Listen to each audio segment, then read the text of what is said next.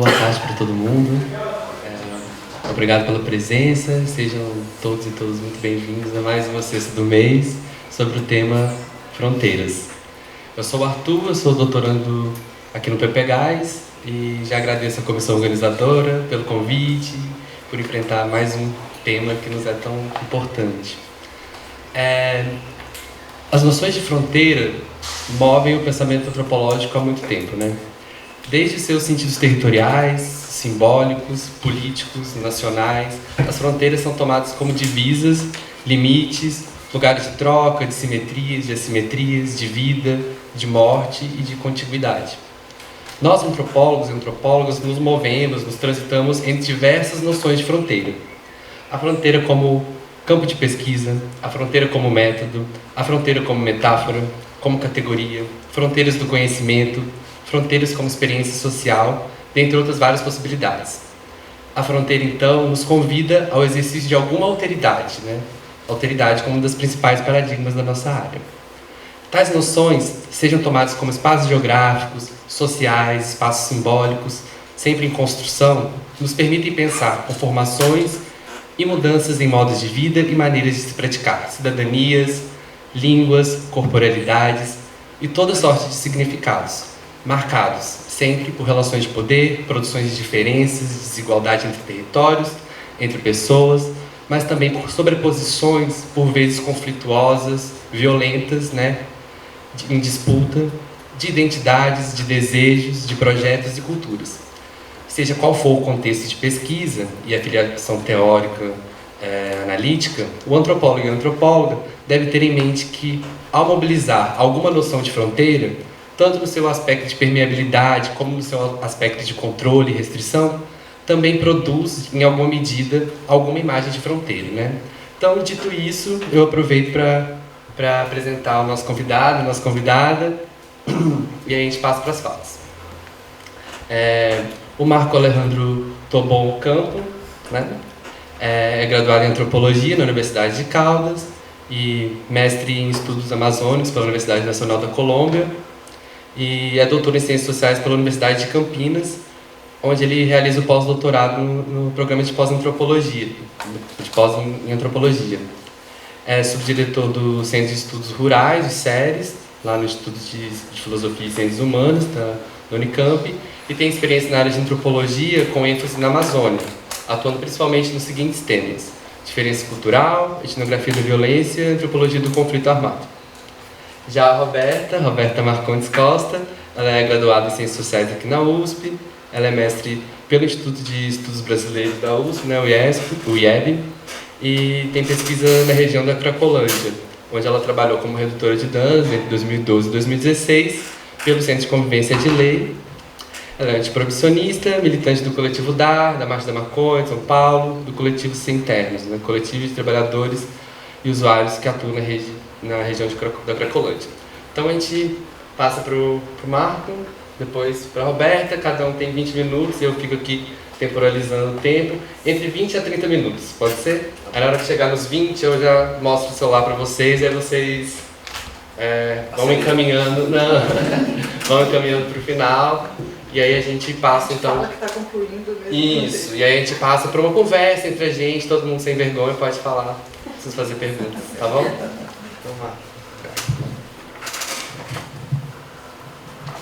Obrigado, muito obrigado para todas as pessoas envolvidas na organização da Sexta do Mês. Eu gosto muito, para mim é uma honra estar nos espaços da universidade pública pensando em temas atuais e que de alguma forma são preocupações permanentes na antropologia. Eu não tenho uma apresentação assim muito ampla sobre a discussão de fronteiras, mas vou apresentar essa relação que existe com o conceito de fronteira e algumas noções sobre guerra e paz entre os Muirimuina da Amazônia colombiana, que estão localizados no rio de Apurá para o Brasil, Caquetá para a Colômbia, não exatamente na fronteira, mas muito próximo também da área de fronteira. Eu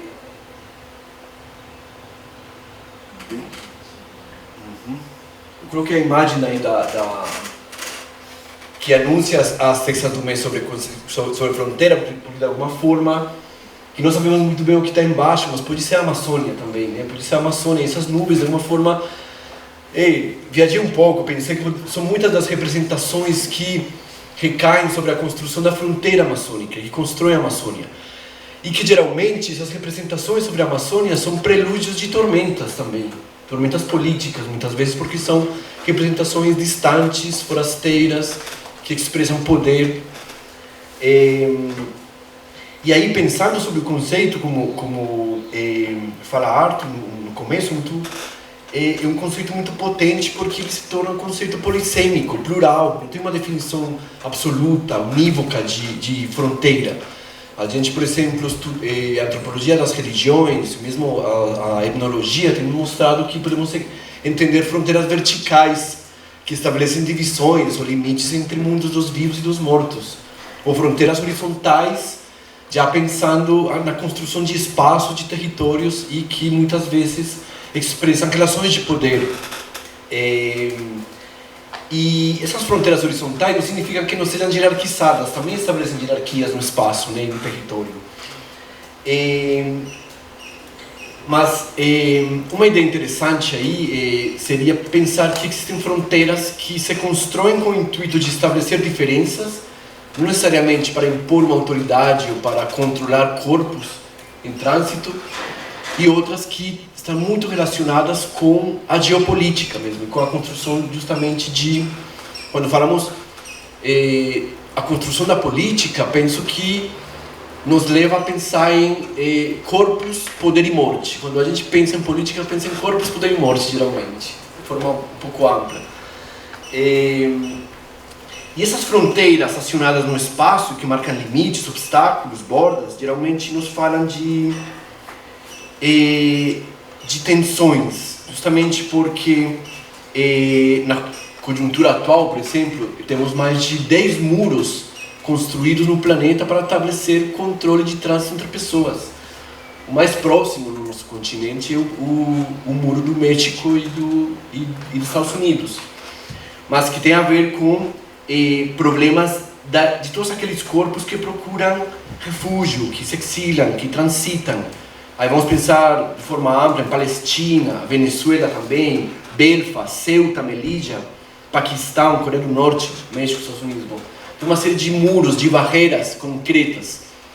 Aí é interessante pensar qual é a força política ou mental que impulsa a construção dessas materialidades, né, da fronteira. E aí uma ideia que tenho pensado sobre, também em diálogo com alguns interlocutores muito na Amazônia, que o material que constrói da forma as fronteiras muitas vezes é uma mistura de medos, ódios, incompreensão do outro, interesses econômicos, conflitos mal resolvidos, racismo, e suas manifestações concretas, as barreiras concretas, materiais dessas fronteiras, elas têm sua manifestação como arame farpado, muros, controles armados, marcos definidores. Aí pensar que a força impulsora das fronteiras, mais que o limite em si mesmo, é justamente uma representação sobre o outro e a realidade. Pensar um pouco, isso depois vai ter uma relação com a ideia de guerra e paz entre os Muirimuina na Amazônia, que vou tentar mostrar depois. Bom, essa é uma fronteira, justamente essas expressões materiais, concretas, a materialidade da fronteira, construindo limites sobre corpos, sobre relações de poder, que nos falam de sofrimento, de dores, de morte, né? Essa é a fronteira no México também, com os Estados Unidos.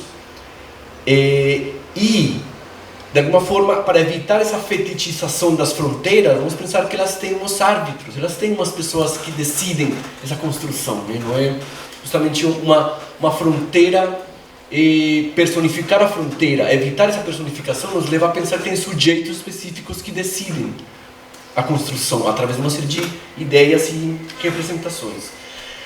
E aí, pensando a Amazônia, então, vamos ver que a Amazônia geralmente tem sido objeto de representações permanentes, como última fronteira, especialmente das elites urbanas latino-americanas.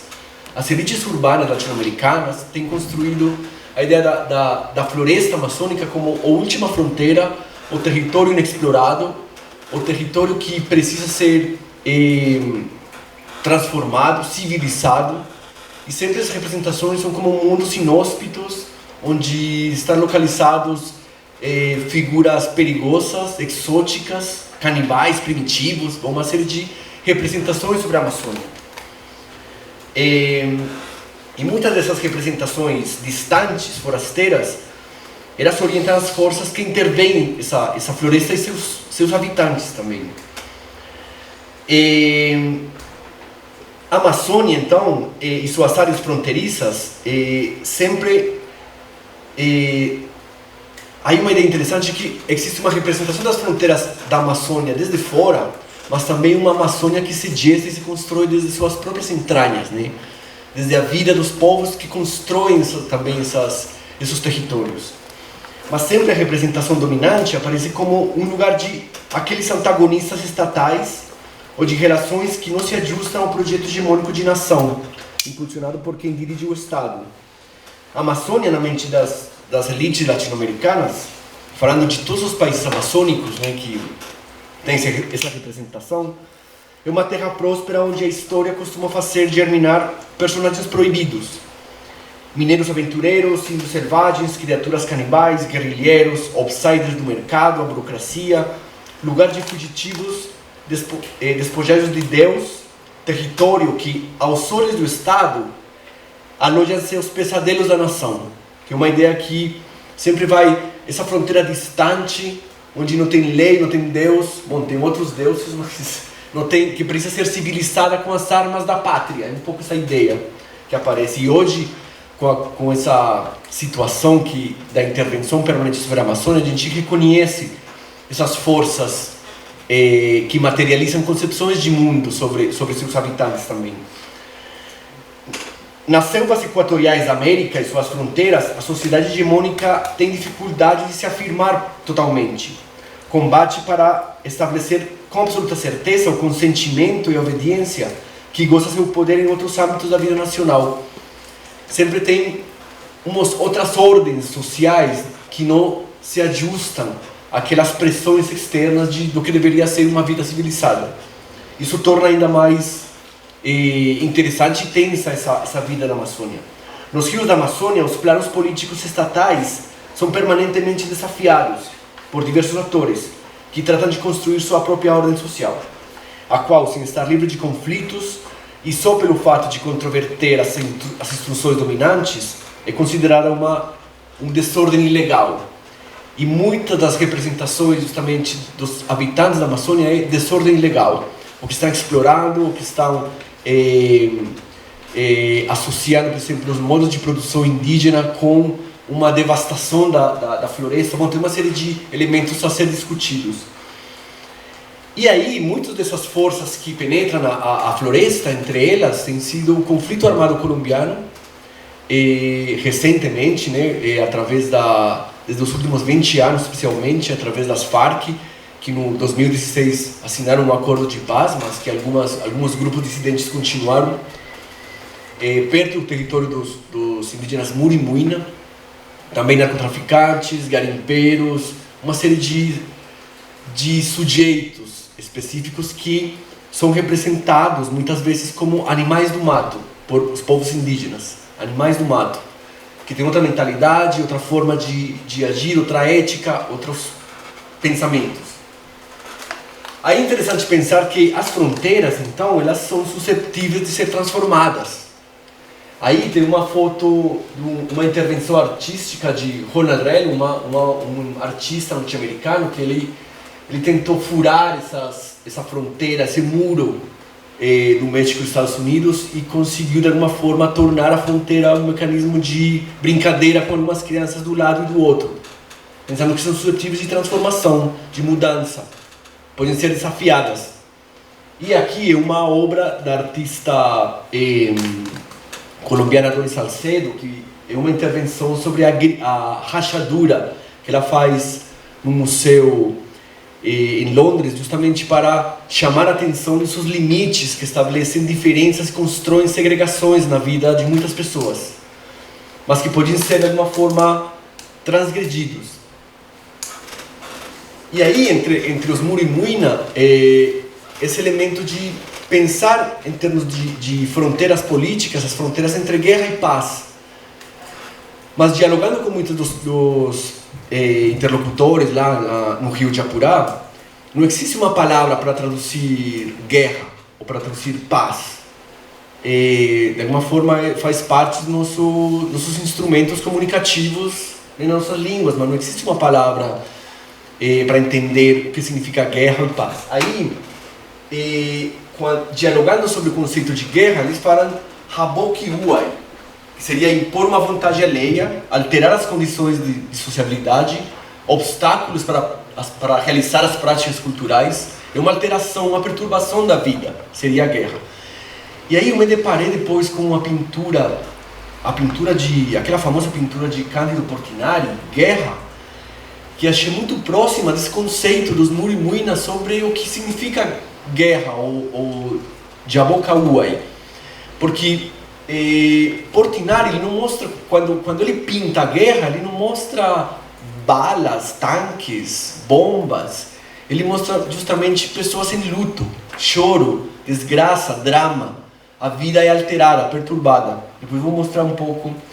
E aí, dialogando sobre esse conceito, fala Rutinha Uai, palavra amarga. É uma palavra que gera...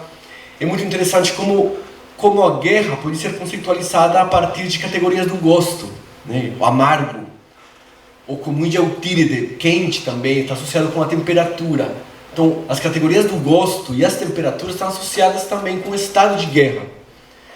E aí a paz, não existe uma palavra paz, mas tentando nos aproximar de alguma explicação sobre o que seria a paz, falando seria Nyuerebuja, seria crescer bem, Nyuerebuja, crescer bem.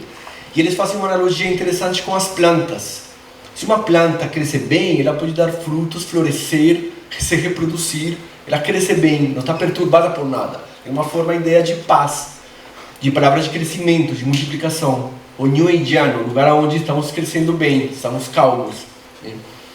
E aí umas interessantes que essas fronteiras, de uma forma que estabelecem categorias entre o gosto, o amargo e a temperatura quente, amargo, frio e quente e doce também, existe a possibilidade, portanto, de transformar essas relações. Não são casos perdidos. As pessoas que fazem a guerra ou que constroem essas fronteiras podem ser, de alguma forma, enfriados, podem ser transformados. Tipo, eles podem transitar de um lado para o outro justamente para superar esses limites. E aí uma das formas que eles utilizam, eles falam muito dos procedimentos de manaira, enfriar corpos quentes que fazem a guerra. E adoçar naimedoga. É muito interessante porque, de novo, isso nos fala que a guerra, por exemplo, ela vai além de balas, de bombas, ela vai além de explosões. A guerra justamente tem a ver com a construção de uma subjetividade e de uma emocionalidade, né? E aí a guerra se torna, portanto, suscetível de ser transformada. Se a guerra é feita por corpos quentes, amargos, né, esses corpos podem ser, de alguma forma, esfriados e adocicados, né, através de uma série de procedimentos.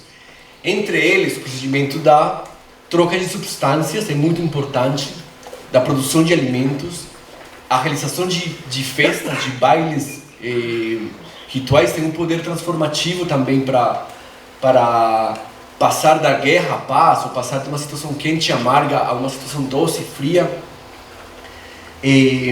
Isso vai nos mostrar então como é possível, de alguma forma, transgredir fronteiras construídas, né, por algumas pessoas ou por aquelas representações. Interessante então pensar que se existem possibilidades de transformação entre corpos quentes e frios, isso também abre a possibilidade, no nosso caso, de entender que as fronteiras construídas dentro da nossa vida têm muito a ver justamente com uma construção subjetiva e da emocionalidade. Para quem, com quem sinto ódio, com quem sinto raiva, com quem sinto vontade de brigar. Isso constrói também formas de representação e formas de estabelecer fronteiras na vida das pessoas. Eu acho que com os povos indígenas aparece de alguma forma E essa ideia de como as fronteiras que se tornam feridas, elas podem ser cicatrizadas de alguma forma, né? E as fronteiras nos falam muito bem de marcas, limites, que na vida das pessoas se expressam politicamente como dores, ou como sofrimento. Aí então o convite de pensar, uma questão que aparece em todos estes diálogos com essas pessoas, que o material que compõe ou que impulsiona a guerra, talvez seja o mesmo material que constrói as fronteiras políticas. Pensando que aquele material que compõe uma fronteira não é um material estritamente ligado a arames farpados, e muros e concreto. Essa é sua expressão material. Mas o conteúdo que impulsiona a construção dessas fronteiras tem a ver com uma concepção do mundo, uma percepção do outro. E um pouco o convite para dialogar sobre essas questões, né? De como as fronteiras podem ser suscetíveis de ser transformadas ou de ser alteradas. Outro elemento importante dentro dos estudos da antropologia é aquele que insiste muito, já desde outra perspectiva, que as fronteiras são um fluxo permanente, são indeterminação, são relações efêmeras que não conseguem se estabelecer totalmente. E na Amazônia tem exemplos que de alguma forma desafiam essa perspectiva, porque mostram que as relações entre diferentes rios e povos permitem construir sociedades de fronteira. Tipo, dar nascimento a uma sociedade fronteiriça, de fronteira. Não é fluxo permanente, é também estabelecer relações, estruturas, conceitos fronteiriços, né? Então, aqueles povos indígenas que estabelecem relações nas fronteiras nacionais com outros povos, com não indígenas, com turistas, com uma diversidade de atores, de alguma forma eles dão forma a uma sociedade de fronteira, né? É como para falar um pouco que não tudo é indeterminação, não tudo é fluxo nas fronteiras. Justamente é possível o surgimento de um conceito culturalmente fronteiriço, né? Poderíamos pensar. Mas aí a ideia o diálogo com os Muirimuina nos permite entender de uma forma que as materialidades do que é a guerra, a materialidade do que é a fronteira, estão submetidas o tempo inteiro a transformações permanentes. E é possível essa transformação. Já no nível geopolítico, penso muito, por exemplo, nas possibilidades de todas aquelas transformações de limites nacionais que podem ser construídas nas lutas de independência em Catalunha e no País Vasco. Não sei se daqui a 10 anos pode surgir um novo Estado, ou se reconhece o Estado palestino. Então, essa mudança, essa possibilidade de mutação permanente das fronteiras tem a ver também com uma possibilidade de transformação da concepção do mundo, né? É uma formação de muros mentais que se reproduzem na vida das pessoas. Bom, são ideias que estou trazendo talvez com o intuito de conversar e dialogar ainda mais com vocês. Mas posso deixar por aqui.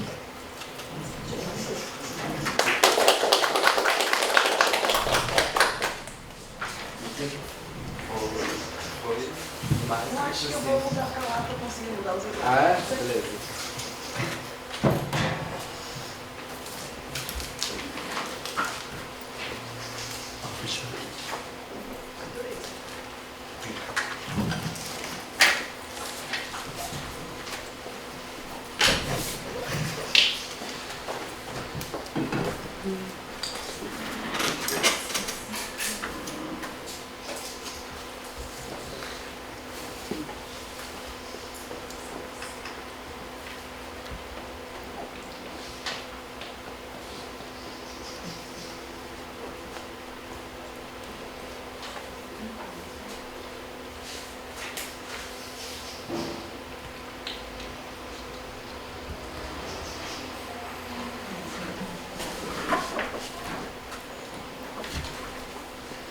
Se apertar F1 e F8. Só voltar aí. F2, talvez.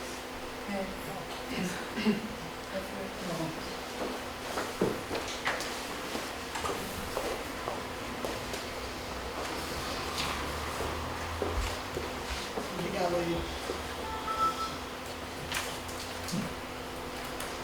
Bom, boa tarde. Antes de compartilhar aqui o que eu pensei em compartilhar com vocês, queria agradecer a sua apresentação e as suas reflexões. Me trouxeram muito das coisas que eu vivencio na Cracolândia, assim, que no fundo são realidades muito diferentes, mas a gente está falando de quem é considerado a desordem legal, de quem é o pesadelo da nação, onde não tem lei, onde não tem Deus, onde que precisa ser civilizado com as armas da pátria, figuras exóticas, animalescas, primitivas. Acho que fala muito disso. E acho que o seu final, quando você está pensando na Palestina, quando você está pensando... Eu fiquei com vontade de trazer para vocês, acho que dos debates mais interessantes que eu já participei na minha vida, que foi no Fórum Social Mundial de Belém, em que era a tenda dos povos sem estados. E que era uma puta treta entre a galera, tipo, os palestinos, que estavam reivindicando a sua fronteira, que a defesa deles eram as fronteiras. E algumas etnias indígenas, alguns que estavam reivindicando os fins das fronteiras. Então acho que entre os oprimidos e os que estão apanhando com essa treta toda, ainda tem uma outra treta que eu confesso que eu gosto mais da ideia do fim das fronteiras, mas que também é muito singular, muito, né? Gostei. Obrigada por ter me remetido esse debate que eu nem lembrava mais que tinha participado dele. Bom, vou aqui trazer um pouco do que eu pensei em contribuir com vocês, na ideia de trazer um pouco o que esse campo que eu tenho na Cracolândia há vários anos, estou lá desde janeiro de 2012, que foi quando teve uma primeira...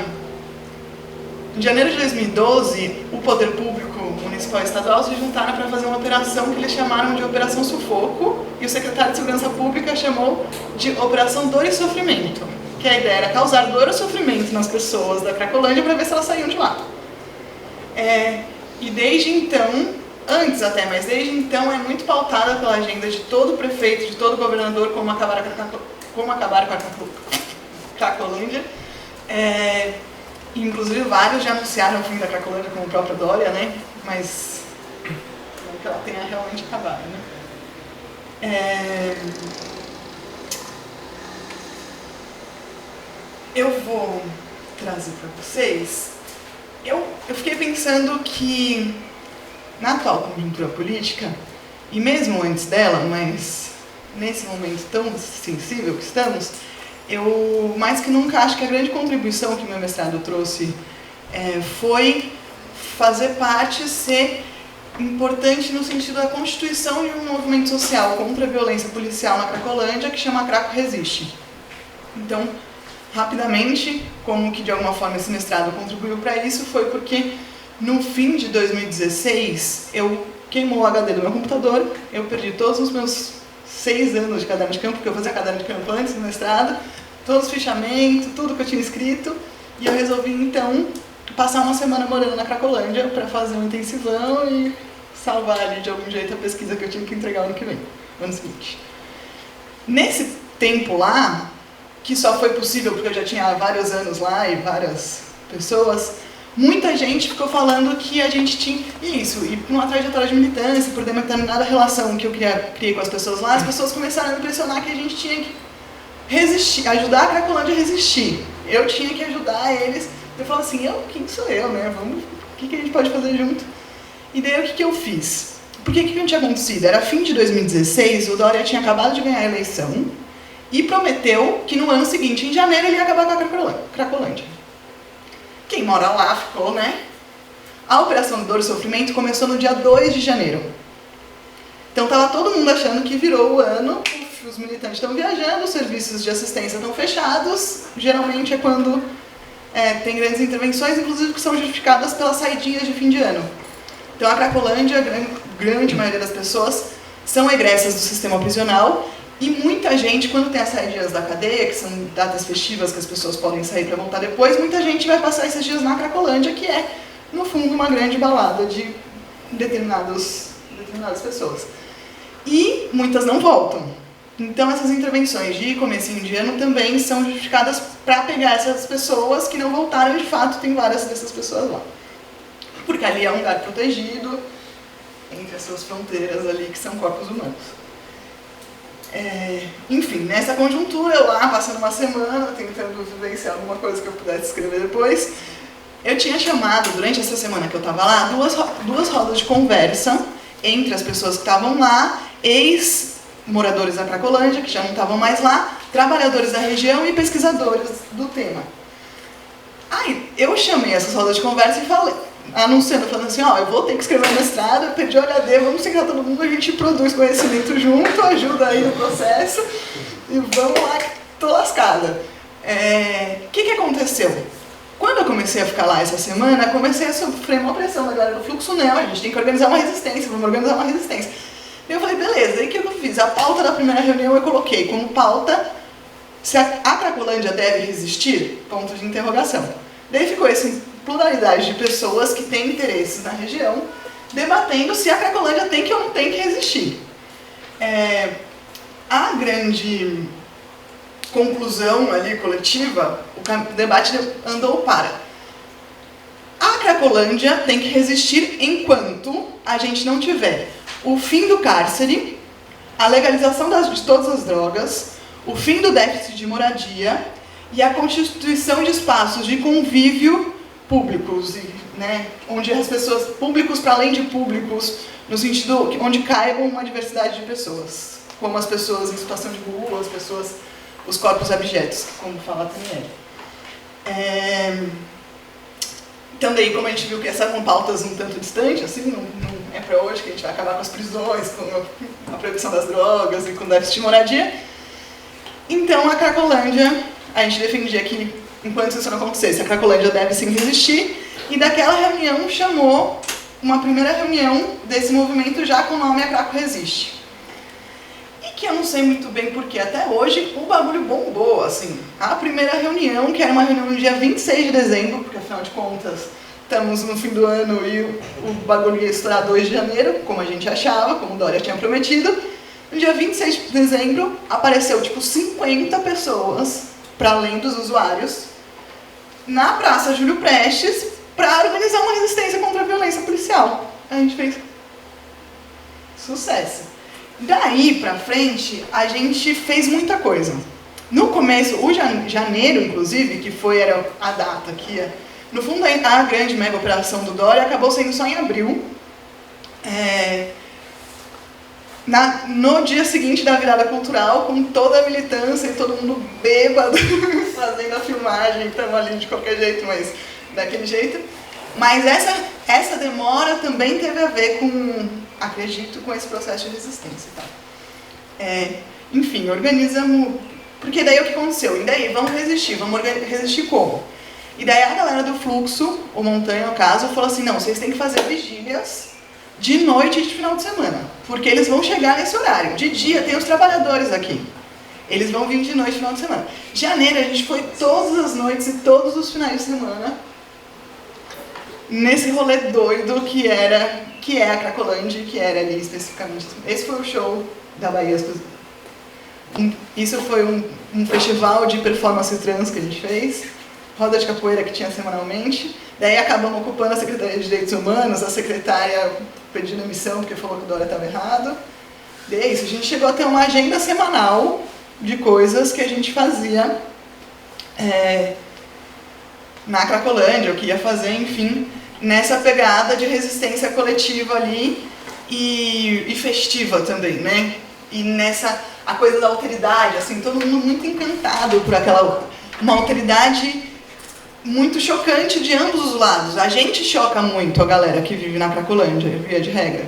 E eles chocam a gente. Então, tinha uma troca muito potente, assim, coisas do tipo, nesse show da Bahia, as cozinhas mineiras e a cozinha mineira, chegou um cara que na hora que ele foi embora, ele estava chorando, ele veio me abraçar e ele falou assim, muito obrigada pelo que vocês estão fazendo aqui, vocês estão possibilitando eu ver uma situação, eu trouxe meu pai, eu sou jornalista da Globo, mas eu trouxe meu pai aqui, vim aqui como civil, porque aqui, hoje, eu vi uma Cracolândia que eu nunca imaginei que existia. Porque é isso, os territórios e as fronteiras tem muito a ver com o que ele falou no começo de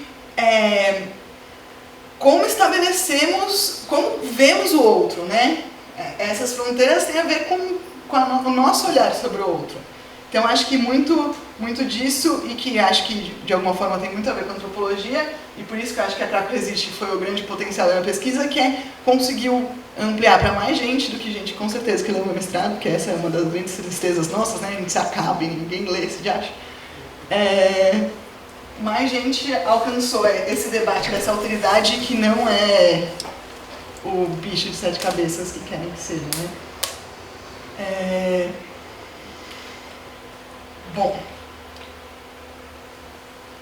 entrando mais na Cracolândia, depois de justificar o que... Deixa eu ver aqui. Bom, agora aqui. Acho que a primeira coisa, assim, é falar um pouquinho de como chamar esse território, né? Tanto na literatura acadêmica, especialmente entre os ativistas também, já teve grandes polêmicas de... Primeiro, os pesquisadores se negavam a chamar esse território de Cracolândia, porque isso estigmatiza, isso coloca essas pessoas que são plurais, que são várias coisas além de usuários de crack, coloca elas só como usuários de crack, ou então se usasse Cracolândia, usava Cracolândia entre aspas e tal. Depois de 2015, que o poder público começou a fazer uma intervenção forte para que não se usasse mais esse termo para a região, o que os pesquisadores, os ativistas fizeram? Começaram a reivindicar o nome Cracolândia para falar sobre a região. E daí, só que ainda isso era uma polêmica, porque tinha gente que ainda se incomodava e tal. Daí, um dos coletivos que era de trabalhadores, que é um coletivo de trabalhadores lá da Cracolândia, resolveu organizar uma roda de conversa com a galera da Craco para perguntar para eles, e aí, como que a gente deve chamar esse lugar aqui? Porque tem gente que acha que a gente tem que chamar de Cracolândia, tem gente que acha que não deve chamar de Cracolândia, o que vocês acham? Obviamente, eles acham várias coisas diferentes.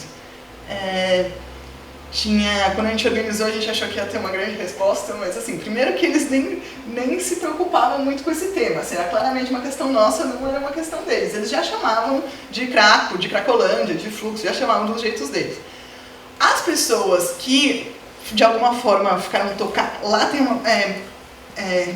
muitas das pessoas ali tem uma coisa muito forte de dizer as coisas, assim, né? Então, tinha gente que falava... Peguei aqui é a Cracolândia, porra. Mesmo que eles não queiram, aqui é a Cracolândia, ninguém vai mudar. O outro falava assim, querem tirar nossa Disneylândia, mas na deles eu não posso entrar, aqui é a Cracolândia, não sei o quê. E daí um outro falava assim, claro que eu sou contra esse nome. Quem chama assim quer acabar com a gente, quer a gente ver a gente morto. Então, para além dessa pluralidade, esse debate durou até que um mano chegou e falou assim, cara, acho que tem que chamar Fluxo e pronto, a gente chama de Fluxo. E mudou de assunto, todo mundo mudou de assunto, ninguém queria mais saber desse debate. E daí eu fui atrás dessa coisa do fluxo, porque de fato no começo, em 2012, não existia esse nome lá, fluxo. Ninguém chamava Cracolândia de fluxo. Você pega as pesquisas até 2015, não aparece o termo fluxo. Aparece depois. Por quê? Porque fluxo é o jeito... se refere a um contexto positivo de festa, é o jeito que se chama o baile funk que acontece na rua. O fluxo, seja do baile funk, seja da Cracolândia, é o conglomerado de pessoas que delimita a festa. Então faz muito sentido para aquele espaço, para além de que o funk está sempre presente também, e que as drogas estão sempre presentes no funk também. E daí eu fui compreendendo o fluxo como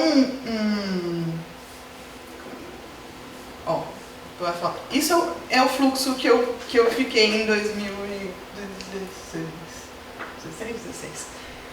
Esse era o fluxo quando ele era na Dino Bueno. O que eu fui entendendo como fluxo o fluxo é essa coisa que se define pela densidade de pessoas, pelo conglomerado de pessoas juntas. Isso aqui na frente, é a barreira humana, né? Aqui é a fronteira. Essa é a fronteira do fluxo. E a parede da fronteira do fluxo são as pessoas. Entre essas barraquinhas aqui, é o comércio. Está se vendendo. Então, as pessoas que também, além das lonas, né, que evitam se ver. E formam essas 3 ruas, né? A calçada da direita, a calçada da esquerda e a banca do meio. A não ser que você vá comprar pedra e não passe pela banca do meio. Porque todo mundo vai olhar aqui que essa pessoa, que claramente não é daqui, As bancas dos lados já tem uma estrutura mais de rolê, onde as pessoas moram, onde as pessoas se relacionam, onde as pessoas jogam carta, onde as pessoas bebem. Tem ali embaixo daquele toldo verde, por exemplo, é onde a galera está sempre jogando carta. Dois colchões pro lado é a barraca do Montanha, que é um lugar onde sempre tem gente nova. Mais pra frente são os hotelzinhos onde faz programa diversos e tal. Então, acho que o fluxo eu fui entendendo como isso, como esse lugar mais um pedaço, usando a categoria do Miami, um pedaço da Cracolândia enquanto mancha. Mas o fluxo ele é menos estável fisicamente no espaço, então ele vai mudando de lugar. Se vocês verem aqui ó, são os lugares onde o fluxo esteve de 2014 a 2017. Primeiro ele estava ali na frente do Corpo de Bombeiros, que é esse ali, esse rosa. Daí ele vai lá, daí resolvem reformar ali o poder público com bomba e não sei o que, joga ali pro dia 2, pro número 2 ali, que vai de janeiro até março. Porque de janeiro até março é as férias escolares, e ali tem uma escola. Então quando volta das aulas, não pode mais o fluxo ficar na frente da escola, daí manda um fluxo lá pro quarteirão do lado, da onde era. Daí, enfim, onde eu fiz a pesquisa é ali, ó, no 4, que vai de 2015 até 2017, que é quando tem a mega operação do Dória, com 900 policiais civis, atirador de elite, dois helicópteros, não, cena de filme, assim, aí a gente bêbado na virada cultural. Os caras em cima do muro, assim, com as armas que eu nunca tinha visto sem filme, assim, E é isso, o helicóptero já tinha rodado 2 horas em cima da Cracolândia, ou seja, ninguém tinha mais droga, os caras mesmo não tinham... É isso, primeiro que os caras mesmo não estão lá, né? Mas mesmo os caras que são os caras ali, que não estavam mais lá, entendeu? Porque você ficou 2 horas rodando o helicóptero em cima. Enfim, toda essa cena pro Dória falar que acabou com a Cracolândia, pra mudar a Cracolândia ali pra Praça Princesa Isabel. Mas daí ficou muito visível, porque daí pela Rio Branco, que é uma avenidona, daí voltou pro lugar onde estava ali, que é a Praça do Cachimbo e tal.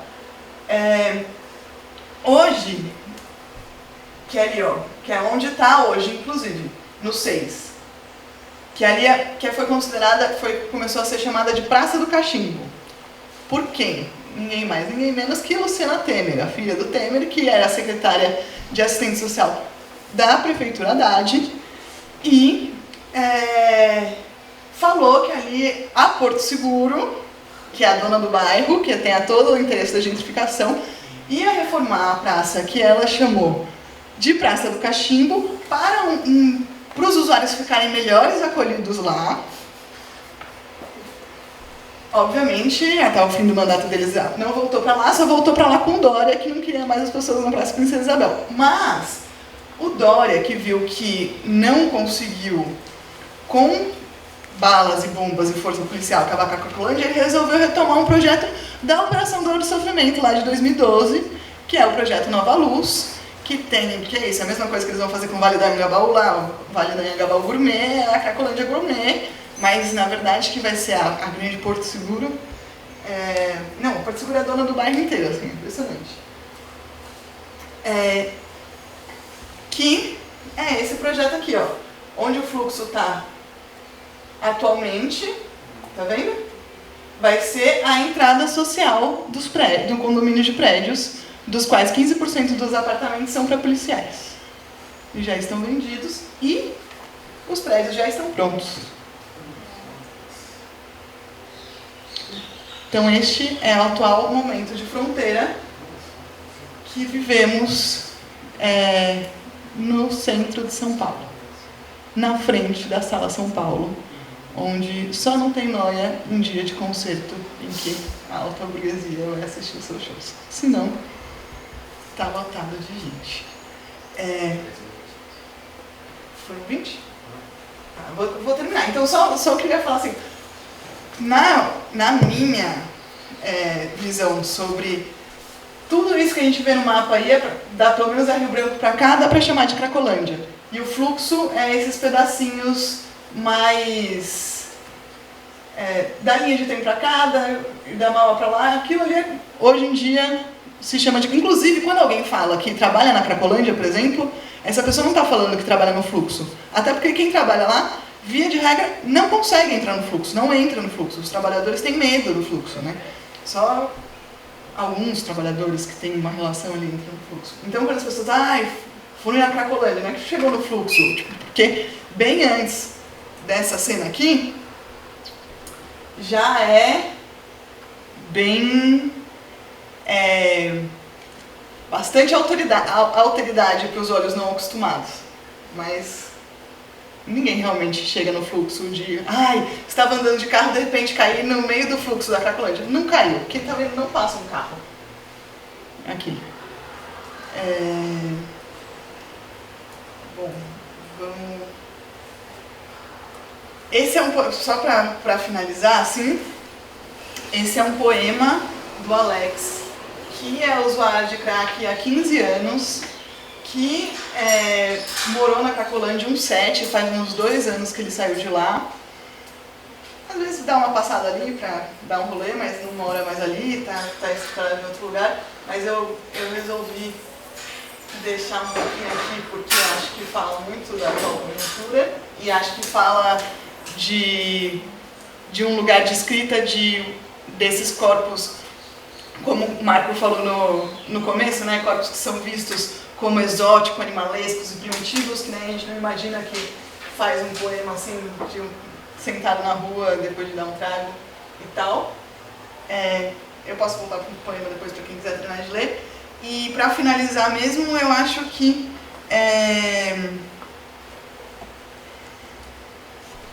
os nossos corpos são corpos muito privilegiados. Os corpos de quem está nessa sala aqui são corpos de pessoas muito privilegiadas. São corpos muito diferentes dos corpos que estamos ali juntos, são corpos muito diferentes dos corpos que o Marco pesquisou, e são corpos que, nesse momento político, precisam dos nossos corpos. Então, termino nesse chamado. A Craco Resiste está aí, precisando de gente, quem quiser conhecer, quem quiser somar. Mas, para além dela, hoje temos a greve global pelo clima. Assim que a gente sair daqui, um convite a todos e todas. Quem sabe a gente não consegue que, pelo menos, a queimada da Amazônia seja os novos 20 centavos, né? E vamos aí.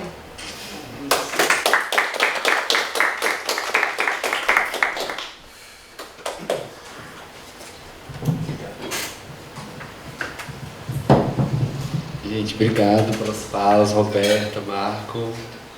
Eu gostei muito, claro. E como se vê, né, não dá para falar de fronteira sem pensar as implicações políticas, né, que estão operando o tempo inteiro em escalas diferentes, porque fronteira também não é só um dentro e um fora, né? A gente vê fronteiras entre formas de falar, de enunciar guerra e paz, né, no caso da Amazônia, fronteiras que cooperam em escalas de quem está dentro da Amazônia e quem está fora daquilo tudo, né? O famoso nacionalismo metodológico e tudo isso. E no caso da Cracolândia também tem um monte de escalas de fronteira, né? Desde talvez a mais visível aos olhos nus, que é uma separação urbana, né, entre determinados corpos, com determinadas cores, com determinadas práticas e usos, de uma classe média, de uma classe média alta, num lugar em disputa. Acho que está tudo isso, então. E aí outras escalas que também estão aí operando, que é noções de segurança pública, noções de resistência, porque quando a Craco Resiste é esse chamado para pensar esses corpos humanos que fazem um muro humano de proteção num lugar, né? Resistir não é só estar ali, é estar ali enquanto um monte de outras coisas acontecerem, né? Enquanto coisas que nos parecem muito distantes, pois são estruturais, né? O fim do combate às drogas, todas as drogas, fim do cárcere, exatamente. Então,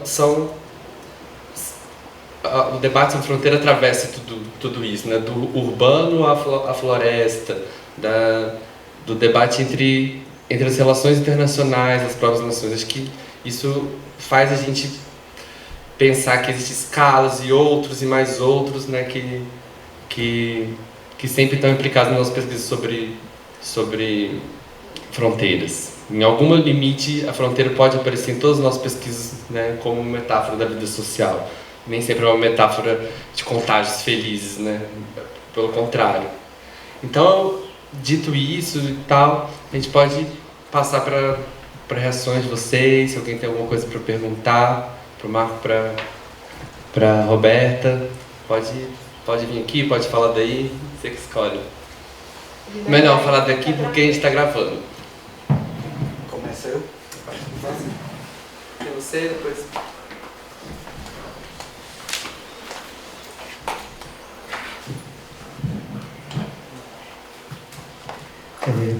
Antes de tudo, parabéns aos dois pesquisadores, Roberta, Marco.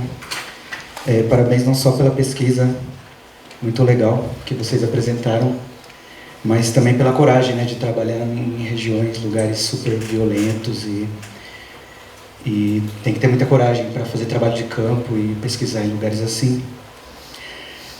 Eu tenho um monte de perguntas, eu vou fazer algumas para o Marcos, que eu conheço um pouco mais a região e a temática de povos indígenas, eu sou etnólogo também, tenho algumas perguntas mais de leigo para a Roberta. Vou começar pelo Marcos, que a gente se conhece justamente da fronteira, né? Eu trabalho também na região de Tabatinga, ali da fronteira com Letícia, Colômbia, com o povo ticuna, que é justamente um povo transfronteiriço, que eles estão dispersos ali, Brasil, Peru e Colômbia. Eu pensei justamente que você ia falar um pouco dessa fronteira estatal, Marcos. Queria que você comentasse um pouco disso. Porque os ticuna, eles transitam entre os estados, né? Brasil, Peru e Colômbia, mas os Muruí, Muinai, eu não sei, queria que você comentasse um pouco. Uma outra questão que eu queria fazer também, e aí você fique à vontade para comentar, para responder, seria, você falou sobre fronteiras verticais, eu achei uma ideia muito legal, porque a gente pensa mais na fronteira horizontal, no plano terrestre, mas os índios eles têm 1000 planos acima e abaixo, e diversas outras fronteiras humano, não humano, que são muito diferentes das nossas e muito boas para pensar também. Uma coisa que eu queria pensar, que você pensasse comigo, primeiro, os Muruí Muinai, eles estão ali numa região que a gente chama de povos do centro, é isso? E eu queria que você falasse um pouco da relação entre esses povos, não só com o Estado, com a Colômbia ali, as relações violentas, coloniais, mas a relação entre eles. Como que é essa relação, tanto historicamente quanto atualmente? É uma relação de guerra? É uma relação, por exemplo, no Xingu, você tem o que a gente chama de pacificação, com todas as aspas, né? Os povos não fazem mais guerras, mas dizem, alguns pesquisadores da região, dizem que essa guerra se passou para um plano xamânico, então você tem uma guerra ali, numa fronteira cósmica, entre os povos do Xingu, e talvez isso seja uma ideia interessante para pensar a relação entre os povos do centro, que são Bora, o Ituto, e aí são vários nomes que eu não sei nunca direito se é a língua ou se é o povo. Eu queria que você explicasse um pouco disso também. Bom, tem outras questões, depois a gente pode conversar, que é uma região que me interessa bastante. Para não monopolizar aqui o microfone também, deixa eu fazer umas últimas questões para a Roberta. Eu ia perguntar sobre fluxo, mas aí você me explicou a relação entre fluxo e funk. Eu tenho um colega nosso, o Menotti, o Paulo Menotti, que ele trabalha com funk em Heliópolis. Aí a primeira vez que eu ouvi falar de fluxo no funk foi com ele. Eu perguntei, mas fluxo não é da Cracolândia? Ele falou, não, isso aí é do funk, depois passou para Cracolândia. E eu queria entender melhor essa relação entre funk, fluxo e Cracolândia, justamente porque você falou uma coisa que eu não esperava, que é a Craco é uma grande balada. Na sua fala, eu fiquei bastante curioso. E justamente a ideia de fluxo é genial, né? Porque ela implica em movimento, em trânsito, circulação, em transgressão de fronteiras, e ao mesmo tempo eles estão meio que encastelados e acuados ali, né?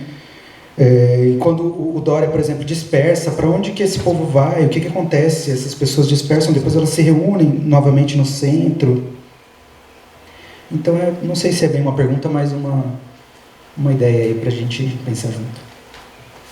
Obrigado.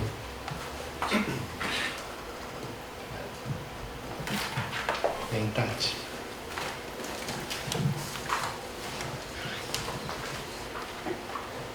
Boa tarde.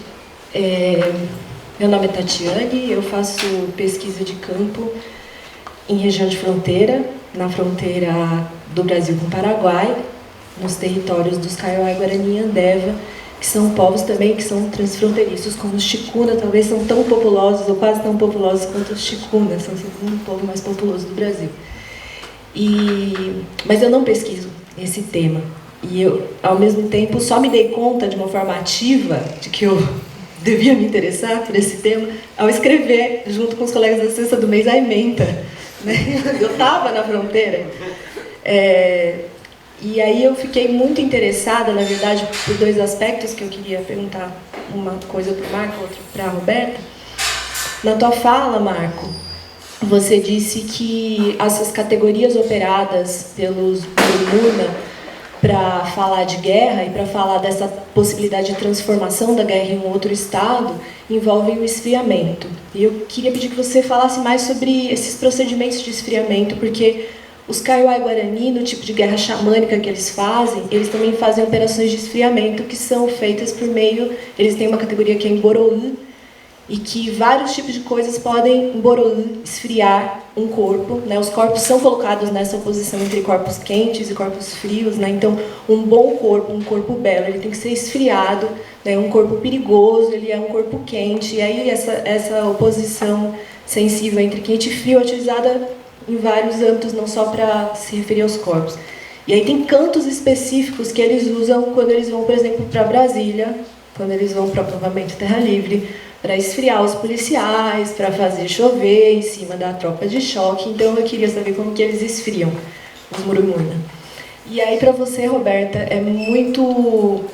na verdade é mais uma impressão, um compartilhamento também, porque eu estava em campo, voltei quarta-feira e isso está muito presente em mim, assim, fazendo campo em Dourados, que é uma cidade de muros, uma cidade que tem cerca de 7 muros que separam os recentes condomínios construídos da reserva indígena criada pelo SPI em 1917, os Kaiowá e Guarani são tratados pela população, que é uma população de classe média, agrária, branca, de ascendência alemã, etc., quase do mesmo jeito como a gente lida em São Paulo com os cracolândios. Eu sempre uso essa figura, quando eu vou falar do meu campo para as pessoas, eu falo, sabe os cracolândios? Os Kaiowá são assim, dourados, eles transitam de uma forma parecida, muitas vezes eles estão bêbados, e esse é um problema também.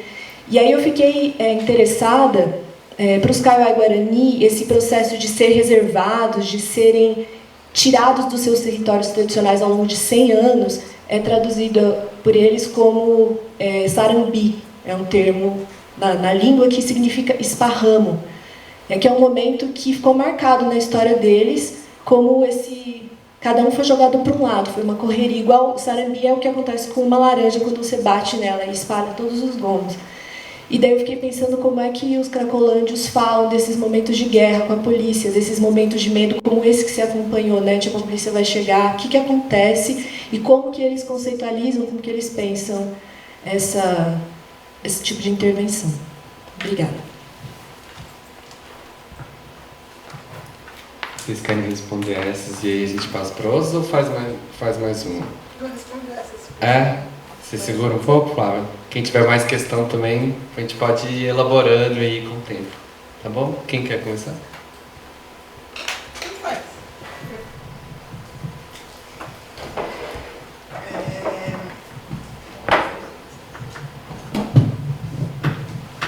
Agradecer as perguntas. Elas falavam de pedaços que eu pulei aqui do que eu pensei em falar. Acho que a primeira coisa do fluxo, funk e a craca é uma grande balada. Acho que isso é muito importante, assim. Eu vou até voltar para... O que junta as pessoas nesse lugar? Tem uma galera aí que nem fumou pedra. Uma galera. A Cracolândia existe antes do crack chegar em São Paulo. Ali era a boca do lixo. Ali é balada de pobre desde, sei lá, 20 talvez. Não sei, eu sou ruim com datas, gente. Esquece essa parte que eu fui... tenho isso escrito em algum lugar, mas... Assim, a boca do lixo, os pornochanichadas foram todos filmados ali na Cracolândia. Para vocês terem ideia, perto do dia 5, que é o dia de pagamento, a Cracolândia duplica, triplica de tamanho. Que as pessoas recebem e vão para a balada. E vão embora depois. À noite, nessa época, agora eu não sei como estão os números, nessa época que eu fiz a pesquisa, segundo o serviço de saúde, um número interno que eles não podiam jogar para fora, mas que a gente conhece as pessoas, então, os serviços de saúde dali tratavam que durante o dia tinha 2.000 pessoas e durante a noite chegava a 8.000 pessoas. Isso significa que as pessoas, quem mora ali, é um contingente pequeno de pessoas, que inclusive são o Montanha, por exemplo, que eu falo, que é uma pessoa super importante para a pesquisa, ele é um grande cicerone, ele é a pessoa que recebe as pessoas novas, e empresta o cachimbo, e ensina a arrumar, e ele vive disso. E ele é uma pessoa que está sempre vestida, ele come todos os dias, e ele tem sempre pedra para fumar, está sempre com cachimbo bolinha, ou com, que são os mais valorizados, tem sempre uma caixinha de som, e ele vive dos turistas, ou dos patos, né, que é essa galera que vai... o pato é quem você depena. E assim, por exemplo, tá vendo aquele guarda-sol vermelho e branco? Depois era um estúdio de tatuagem.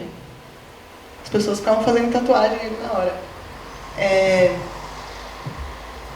Um mega... Assim, o funk e tal, tem as dias daquelas caixinhas de som, tem as pequenininhas, mas lá o que é Pans é aquelas caixas grandes, assim. Todo mundo tem uma, cada um tocando um funk mais alto que o outro.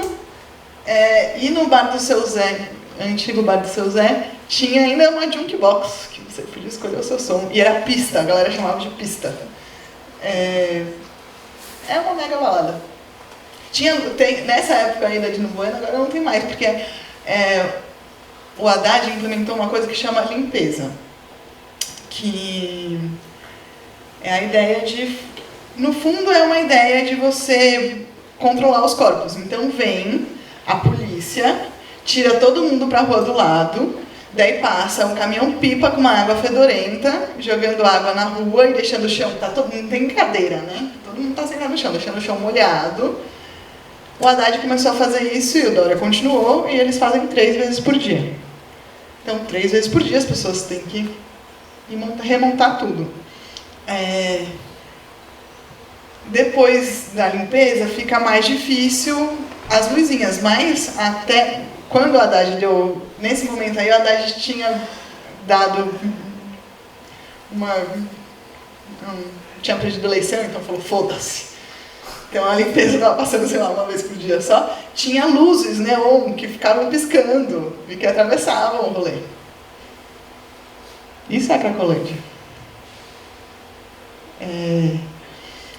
E daí, quando você falou de fluxo, acho que o fluxo é uma palavra muito mais interessante, porque dá essa ideia de movimento, porque vem da coisa de que os corpos que delimitam o espaço e tal, mas eu lembrei que também tinha ficado de falar e eu não falei, que de outros nomes que dão para essa coisa meio sem fronteira. Um é territorialidade itinerante, que o Frugli e o não sei falar isso, não, Spagari, sei lá, impressam no Perlongre para falar da Cracolândia, e outro é um território psicotrópico, territórios psicotrópicos, que é o Fernandes, que é um cara de Portugal que usa para falar do espaço de uso de crack em Portugal, e que é esses espaços onde o uso de drogas é o que conglomera as pessoas. Eu, particularmente, não acredito que seja exatamente os usos de drogas. Assim, acho que sim, os usos de drogas. Eu sou uma pessoa que milita no movimento antiproibicionista, debato bastante drogas, acho que elas são bastante importantes, mas eu acho que o uso de drogas define a estada na Cracolândia, assim como o uso de drogas define a estada no baile funk. É verdade, você vai para o baile funk, ou você vai para a Cracolândia, ou você vai pelo menos fumar um beck, entendeu? Mas não é exatamente isso que define a sua estado ali, né? Você podia fumar seu beck, sua maconha, seu crack, tirar seu pó em outros lugares. Então, o que define ali são as relações sociais. E daí acho que isso, vou para a sua resposta, o que eles fazem quando vai ter violência policial. Várias vezes, como a Craco Resiste, principalmente nesse momento de, quando foi a mega intervenção, criou apareceu no jornal, não sei o quê, ficou bastante visível. Hoje, os jornalistas tanto entram em contato com a Craco Resiste, sempre para saber a outra opinião, como tem alguns jornalistas, tipo esse cara da Globo, que foi no show das Velhas Cozinha Mineira, que avisam a gente quando vai ter intervenção policial e o poder público avisou eles. E o que a gente faz? Daí a gente vai para Cracolândia para avisar a galera, a gente vai ter intervenção policial. E a nossa intenção várias vezes sai daqui. Tipo, não vai ficar aqui para apanhar. Tipo, vai para 2 esquinas para lá, daqui a pouco você volta. Tipo, você tá grávida, seu Zé, você tá idoso, sua perna tá machucada, será que só hoje? E sabe o que as pessoas fazem? Tipo, pra mim, eu lembro muito dessa cena. Eu indo em direção ao fluxo, nessa intenção, vou avisar as pessoas, principalmente, porque é isso, as pessoas que você gosta, as pessoas que você sabe que tá no momento, vou avisar pra elas que tá vindo intervenção policial. E daí tava vindo o Chico andando, mancando na minha direção, e eu olhei pro Chico e falei assim, Chico, vai embora. Ele tava saindo do fluxo, né? Falei, vai embora mesmo, que vai ter intervenção policial hoje. Ele vai ter intervenção policial hoje. Eu falei, vai ter intervenção policial hoje. Ele virou e voltou. Eu falei, Chico, não, por que você tá voltando? Ele falou assim, ali tá minha família. Eu vou embora. Por isso que as pessoas se reagrupam. Ali tá a família em muitos sentidos. Tanto no sentido da família de rua, que é muito forte. Então tem o pai e a mãe de rua, as pessoas que te cuidam, as pessoas que você se relaciona. Mas também a família consanguínea. Tipo, eu conheço, e é muito, assim, 2 casos de a filha que conheceu o pai na Cracolândia. A Mônica estava jogando baralho com a pessoa que é seu pai biológico, que ela não sabia, e daí ele começou a contar a história de vida dela, e ela percebeu que ele era o pai dela. Assim, isso não é coincidência, obviamente, né? Isso tem a ver com estratificação social, tem a ver com várias coisas. Enfim, daí só para terminar, o que, entre esses nomes que hoje a antropologia dá, o nome que eu acho mais interessante para Cracolândia é o que a Augustinha, que é uma senhora que trabalha na região há muitos anos, enfermeira, fala. Ela fala que a Cracolândia é o quartinho da bagunça da cidade. Tudo aquilo que ninguém quer mais, mas que não pode jogar fora, você manda para Cracolândia. A Barça, é isso. E a coisa do sarambi,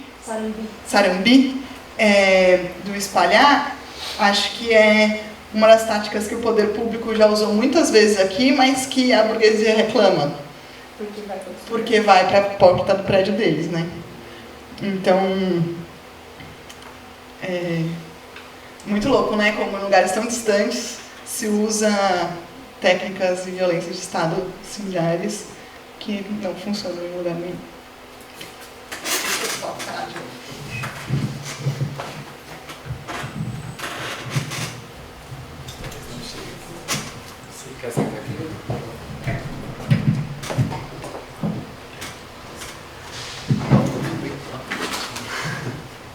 Edson, muito importante a pergunta sobre esses ticuna que são transfronteiriços. Na real, antes de existir repúblicas consolidadas naquela região, os ticuna ocupavam muitos dos rios menores, não o rio Solimões, né, aquele rio gigante, muitos os rios menores, e passavam muitos projetos depois de evangelização. E a fuga foi uma estratégia de sobrevivência e de resistência, de alguma forma, durante muito tempo.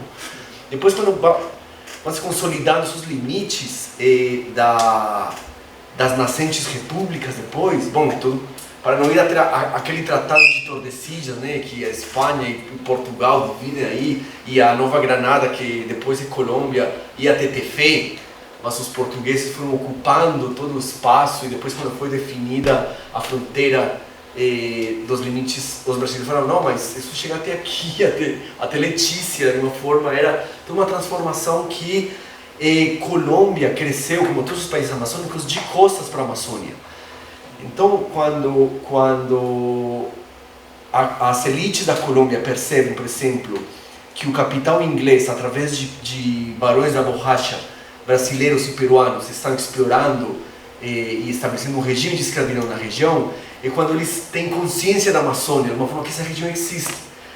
E aí, daí é muito interessante pensar como na Amazônia a conquista foi depois da independência. Porque a escravidão da borracha foi justamente um processo cruel de conquista na região, já quando eram repúblicas independentes. De alguma forma, a conquista foi depois da independência na Amazônia. E os ticuna nunca tiveram muito claro essas noções, tipo, o processo de nacionalização através das igrejas e de outras figuras militares não foi tão consolidado na concepção ticuna, mas eu acho que consegue ser ativado em algumas circunstâncias. Por exemplo, os ticuna, eles têm parentes, os avós são brasileiros, estão na parte do Brasil, mas o cara mora na Colômbia, está casado com uma ticuna peruana e vão visitar a família do Brasil, estabelecendo relações transfronteiriças o tempo inteiro. Que aí pensar que pode ser uma sociedade de fronteira ou transfronteiriça, os ticuna.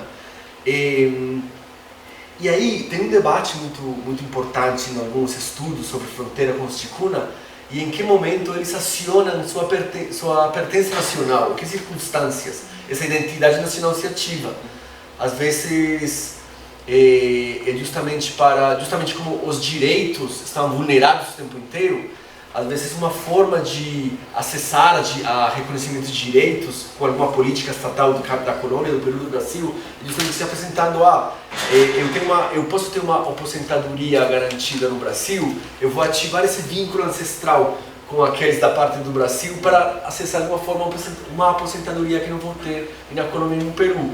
Então, se ativam as identidades nacionais dependendo de circunstâncias específicas. É interessante isso, mas isso não significa que sejam os calculistas, né, que estão aí. Não, é justamente como lidar com uma limitação de direitos e uma adversidade permanente também através de vínculos de ancestralidade.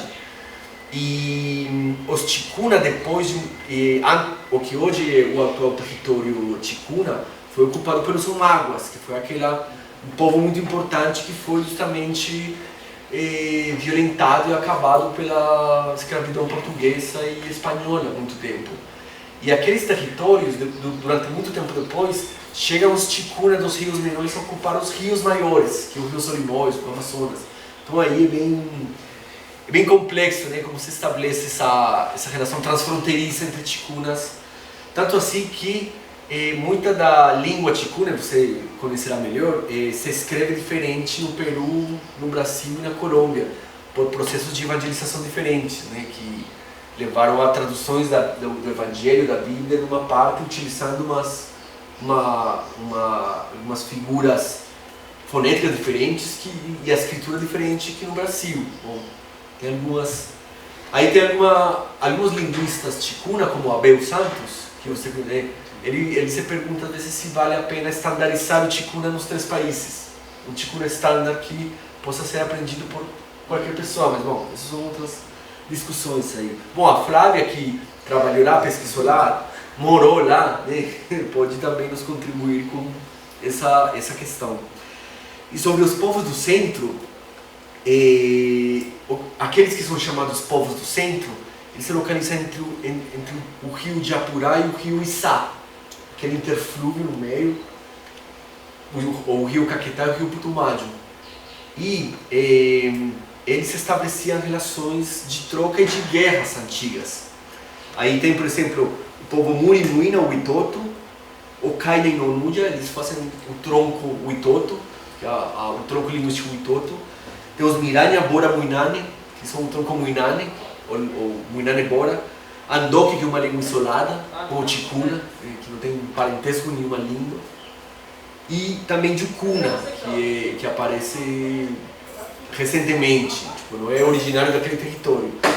Entre eles se estabeleceram relações de guerras, trocas, Mas é quando chega a escravidão da borracha que ela introduz uma série de práticas coloniais de controle da força de trabalho que leva as pessoas a trocar escravos por mercadorias de metal.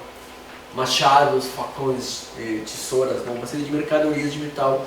E foi tanto o controle escravista na região que levou, por exemplo, então, a essa transformação das trocas através de corpos, né? Você trocavam escravos por mercadorias de metal.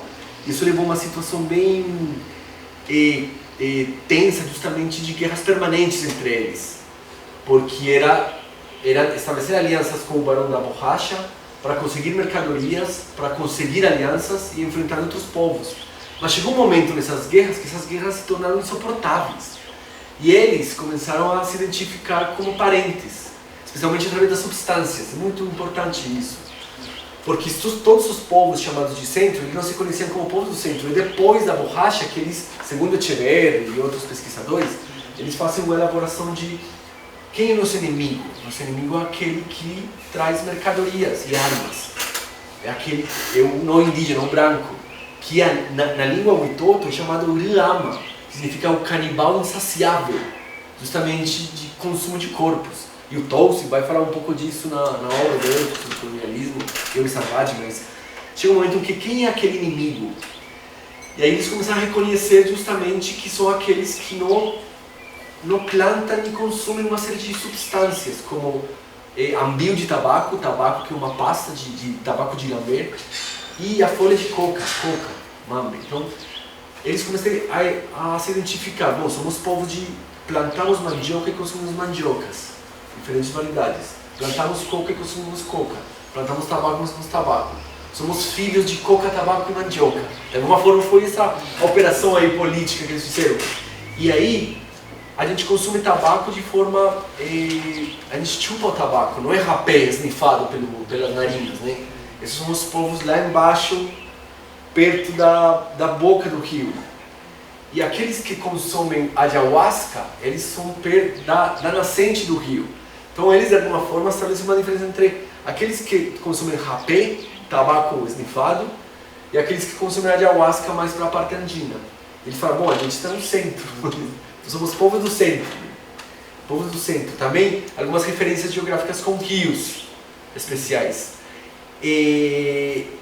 Importantes rios de origem. Mas aí, Echeverri, que é um pesquisador na Colômbia, ele insiste muito que essa foi uma elaboração de se chamar gente de centro, ou povos do centro, justamente como um conceito político e moral, que agrupou as alianças entre povos que eram inimigos. Mas antes dessas tensões, teve um povo que dominou toda aquela região, que foi os Carijona, que é um povo de língua caribe, que eram guerreiros. Era muito importante, guerreiros, navegantes, eles enfrentavam os portugueses abertamente, os brasileiros, os colombianos, eles faziam guerra com todo mundo. Daí sai a palavra Macunaíma, por exemplo. A Macunaíma, aquele herói, esse caráter, é uma palavra carijona, da língua daquele povo carijona. E eles combatiam muito com os Witoto, com os Murimuina, guerras permanentes. E aí teve um momento em que, de novo, a guerra se fez insuportável e eles decidiram fazer um acordo, tipo, superar essas tensões violentas através de um acordo. Mas não é como nossos acordos de ser assinados através do documento.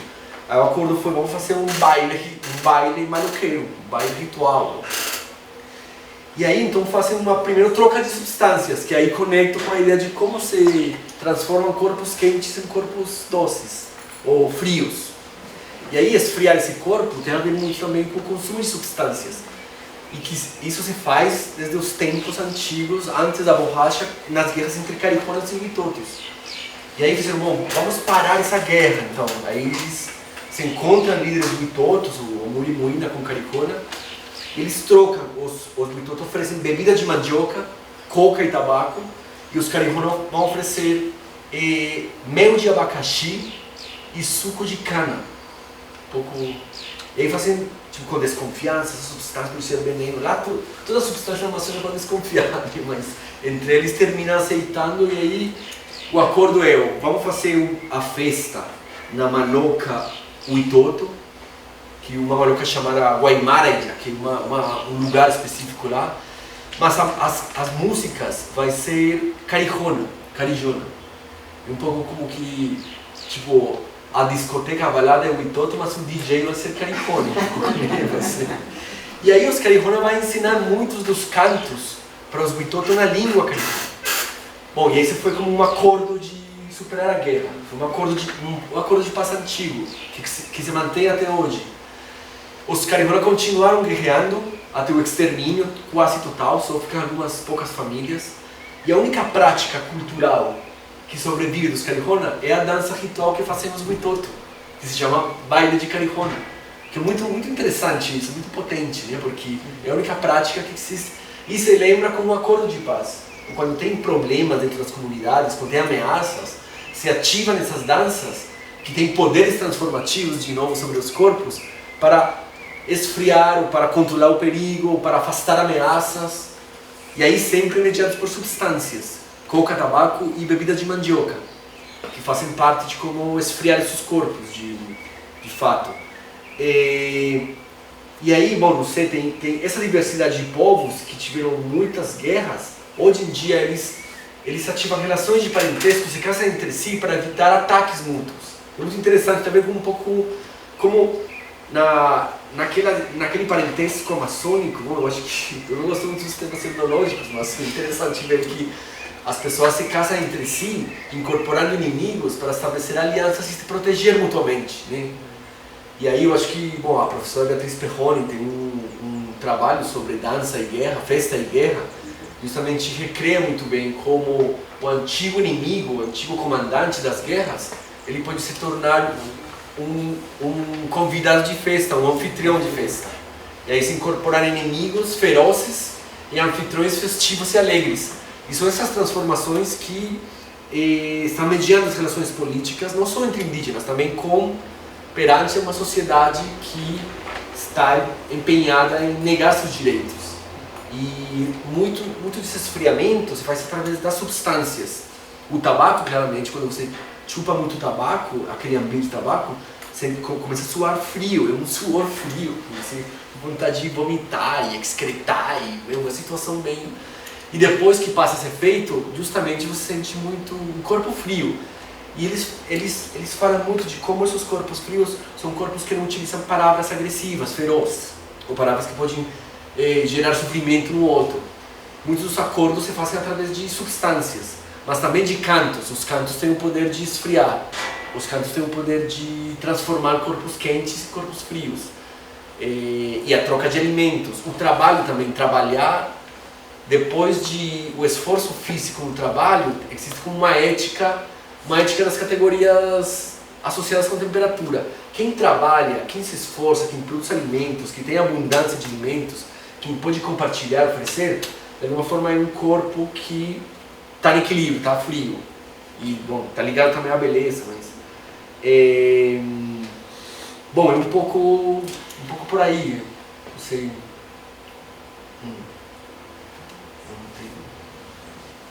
Não sei se é Flávio... Quer perguntar?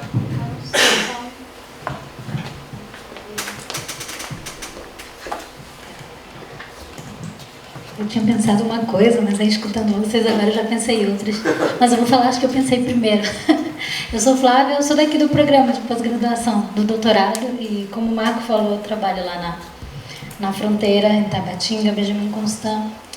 Eu fiquei pensando, Marco, enquanto eu te escutava, e aí, assim, eu super extrapolei de uma forma bem arbitrária, e no calor da escuta, a definição de guerra que você compartilhou com a gente, e fiquei pensando a partir do meu campo de pesquisa, que tem isso, o Estado é guerra, né? Porque desestabiliza, porque desloca, né? Porque impõe vontades alheias. E eu tenho olhado um pouco para esse estado de guerra ali naquela região, a partir de como esse estado de guerra se movimenta na assistência social e em políticas como o Bolsa Família e o Cadastro Único, que é desde onde eu tenho olhado.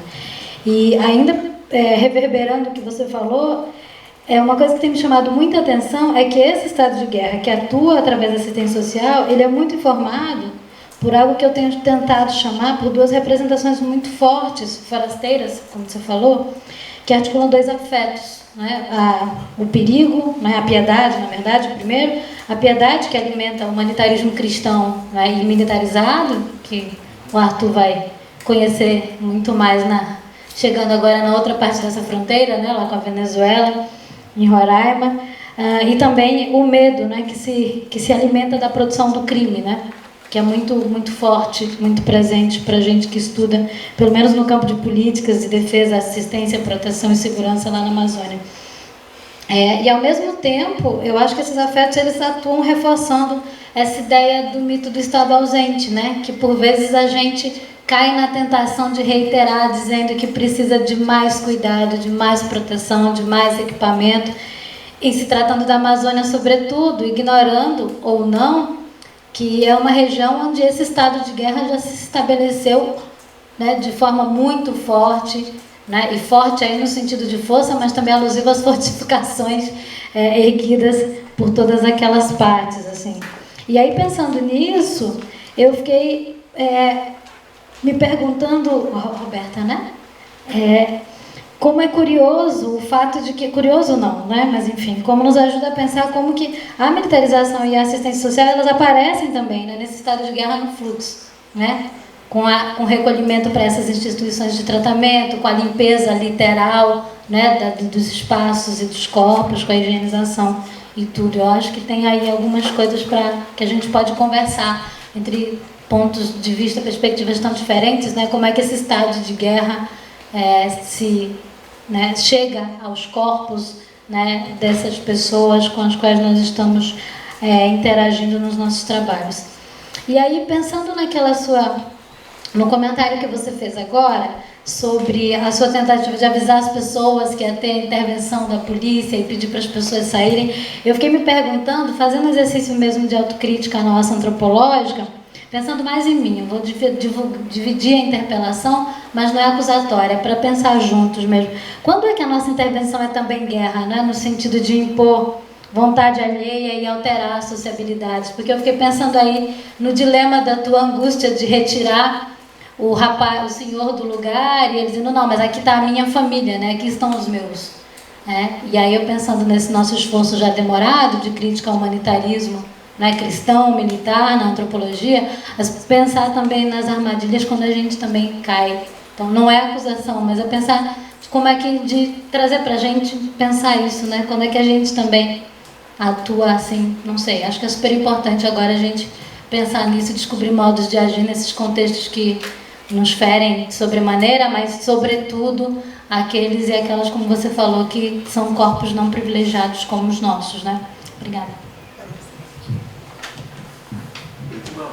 Só um comentário com a Roberta que bom, adorei, muito interessante também. Às vezes quando eu vou pegar a Estação da Luz por aí perto também, né, percebo proximidades, mas não no fluxo, como você falou.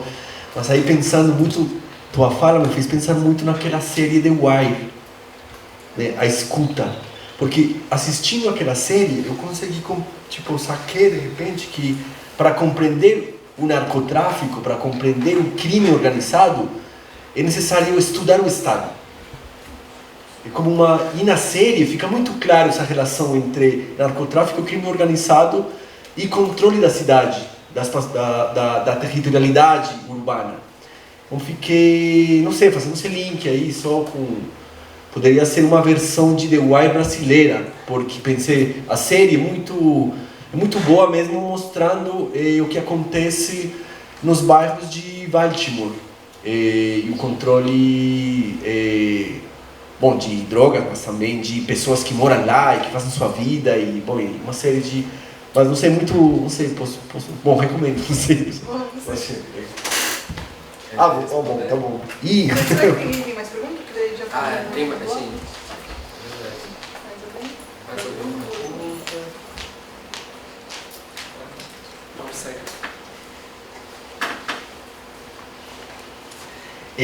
Sim, Flávia, muito boa essa pergunta, justamente porque aqueles estados, às vezes você pensa que as fronteiras amazônicas são as periferias dos estados, mas também, desde outra perspectiva, são os centros, né, centros importantes onde se definem políticas sobre, além do meio ambiente, sobre concessões de mundo e sobre uma organização também do território. Então, e aí muitas as atuações do Estado naquelas fronteiras estão muito bem orientadas, além de conceitos, por emoções e afetos, justamente, sim. Tem um trabalho, bom, você tem texto sobre isso, José Miguel Neto, que é um professor da USP também, que trabalhou na região, fala justamente essas metáforas de como, estudando a prostituição, aparecem conceitos de como é uma fronteira a ser penetrada, a ser controlada como corpo, a ser erotizada também. Tem uma série de elementos de como os afetos se manifestam, se concretizam na fronteira desse Estado. E aí a ideia do Estado ausente, né, que aparece em alguns trabalhos também falando que não se garante os direitos de ninguém, que é uma terra de ninguém, de sabe-se quem puder, de o Estado não chega e tal, invocando um pouco a referência a Chile Membe que aparece na ementa, pensar que justamente a manifestação do Estado na região é justamente não garantir os direitos, essa é a sua manifestação. Essa sua forma, garantindo outras relações de força e de conflito ali. Que, de novo, pensar que as relações da ilegalidade, a extração de madeira, a queima das florestas, o controle do garimpo ilegal, todas aquelas forças que intervêm na região, justamente se podem compreender estudando o Estado, porque o Estado, sua forma de fazer presença é justamente não se colocando e permitindo que essas forças ilegais controlem o território e a região. Então é interessante pensar que o mito ausente é realmente um mito porque sua forma de presença é não garantir direito, não ser ativado. Aí vemos que o Estado aparece muito, mas aparece de uma forma com uma espécie de keynesianismo militar. Tipo, tem intervenção do Estado só em termos militares. Então são bases militares, sempre são postos de controle, navegar pelos rios da Amazônia sempre vai ter controle policial. Então o Estado está presente, ele pode estar presente de outras formas, ele está presente dessa forma, né? De forma militar, de forma de guerra, aí claramente o Estado como guerra permanente, né? E... não, era isso.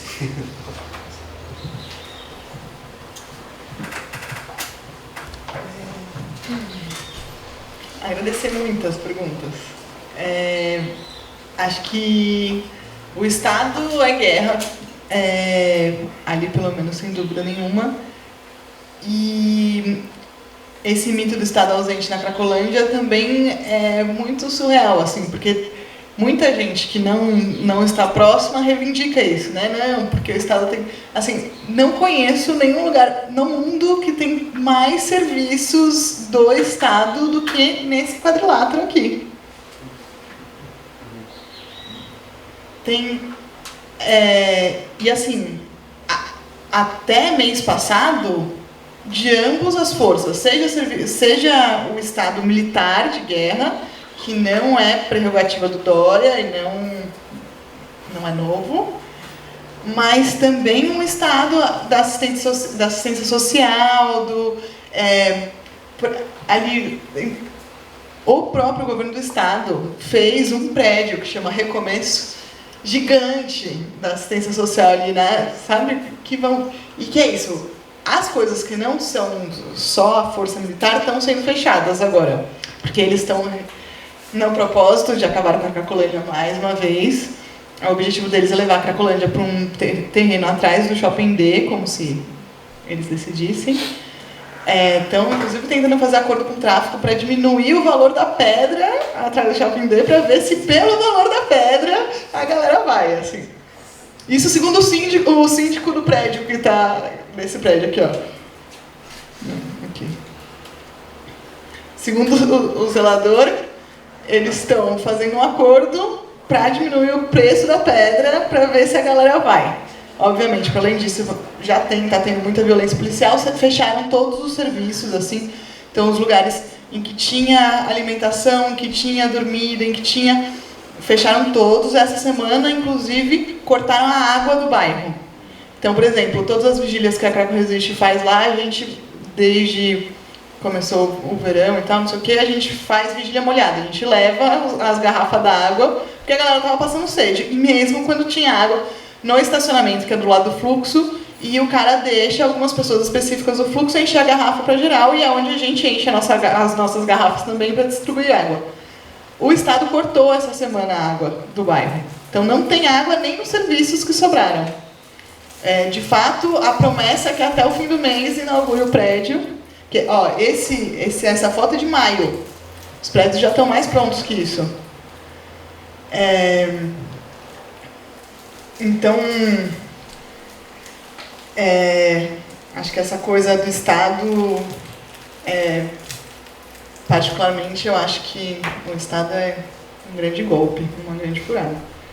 O Estado em si, inclusive. Mas, e daí, para falar um pouquinho da sua questão da autocrítica e desse lugar de o quanto a nossa intervenção também não é guerra, assim.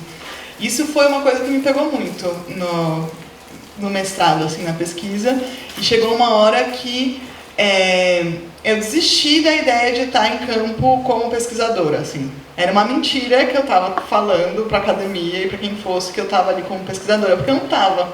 Estava ali como ativista, estava ali com um monte de lugar outros e com um monte de interesses outros antes da minha pesquisa, assim. Inclusive no momento de escrita da minha pesquisa, porque isso, trempei em outra coisa que não tem nada a ver com a coisa que tem o processo todo do mestrado, pedi férias para escrever o mestrado, e quando eu pedi férias foi quando estourou a guerra civil ali da mega operação do Dória e tal, não sei o quê. Então, assim, acho que das grandes críticas que eu tenho, inclusive, ao meu texto, é que borrou todas as coisas entre ativista, pesquisadora, redutora de danos, relações pessoais, relações outras. Inclusive, acho que talvez seja o maior problema da escrita que eu tive. Mas, no fundo, isso é o que mexe menos comigo, para ser honesta. O que mexeu mais comigo é o quanto os corpos dessas pessoas, e são corpos plurais, assim, a Craco Resiste é tipo, o movimento mais plural que eu conheço, em vários sentidos.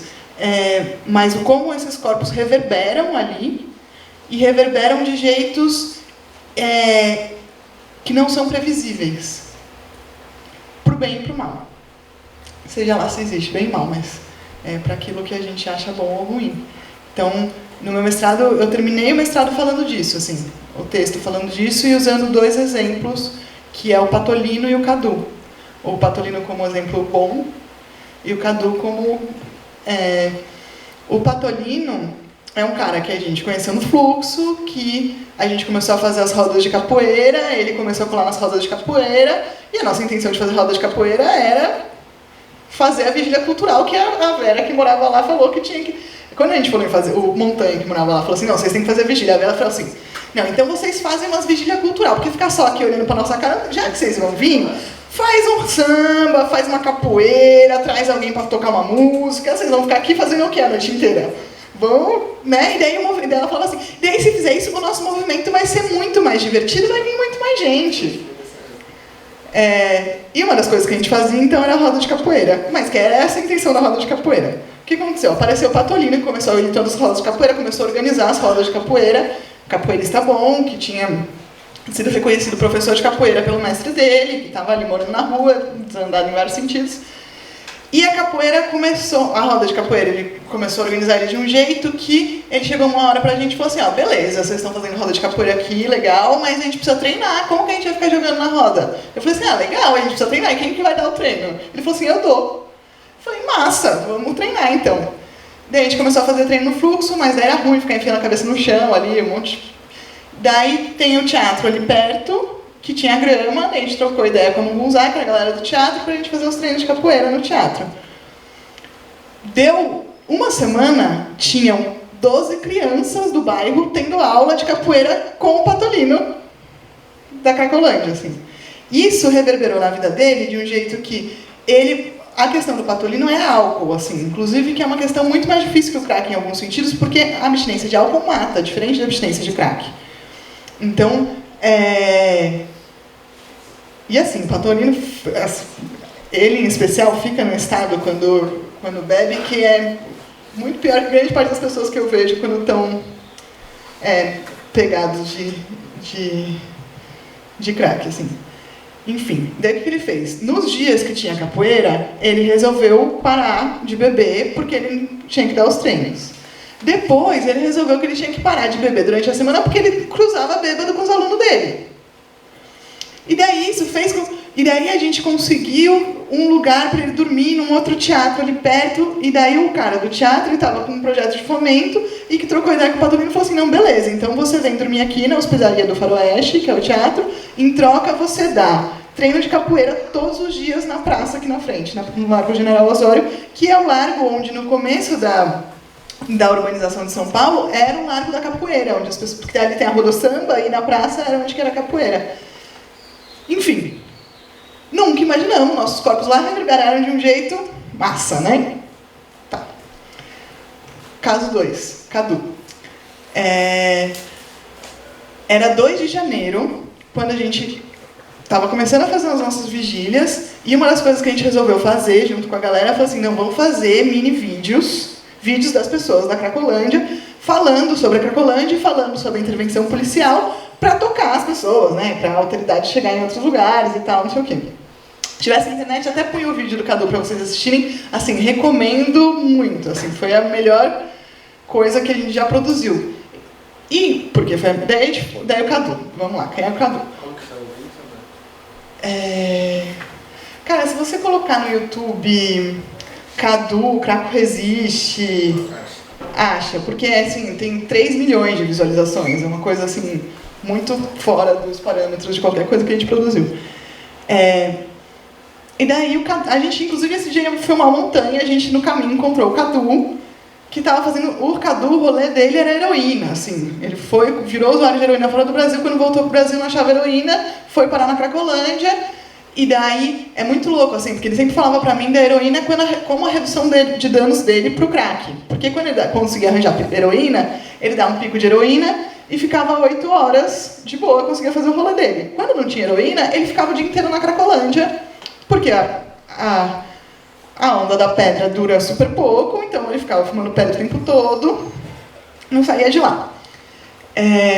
E o Cadu era uma pessoa que, de um corpo privilegiado de alguma forma mesmo ele estando em situação de rua há vários anos, ele era carioca, a mãe dele no Rio mandava dinheiro para ele todo mês, em troca dele ligar para ela toda semana. Então era uma pessoa que tinha um poder aquisitivo muito maior que as outras. Então, tipo, as maiores pedras de crack que eu já vi na minha vida foi a pedra que ele fumou 2 minutos antes desse vídeo. Que daí a gente falou, encontrou ele no caminho e falou assim, Cadu, você não quer gravar? Ele falou assim, bora, grava. A gente tinha dado um pico de heroína, ele falou assim, bora. Mas pra gravar, eu vou fumar uma pedra antes. Eu falei, beleza. Eu fui ele falou assim, vamos lá comigo. Eu falei, fui lá no fluxo, ele pegou uma pedra sem exagero, o negócio era desse tamanho, assim, ó. Ele pôs inteira no cachimbo, fumou, sentado assim, olhou pra gente e falou, pode ligar a câmera. E a gente filmou ele. Ele, assim, fez um puta vídeo, assim, falando, e daí ele fala pro Dória, eu posso mandar pra vocês mandarem pras pessoas, assim.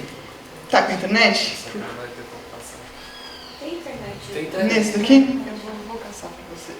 A ética deve prevalecer sobre a estética? Esse vídeo aí. Vamos ver se você consegue achar aqui. E daí, a gente fez esse vídeo, o vídeo bombou, como nunca imaginamos que alguma coisa nossa ia bombar. Em uma semana, pessoas do Rio de Janeiro que estudaram com o Cadu na escola viram o vídeo e começaram a entrar em contato com a Craco Resiste pela página no Facebook, que eles fizeram uma vaquinha dos amigos que estudaram na escola burguesa no Rio de Janeiro, tinham juntado, sei lá, 100 mil reais para ajudar o Cadu. E queriam levar o Cadu para se internar no Rio de Janeiro. O Cadu não queria se internar no Rio de Janeiro.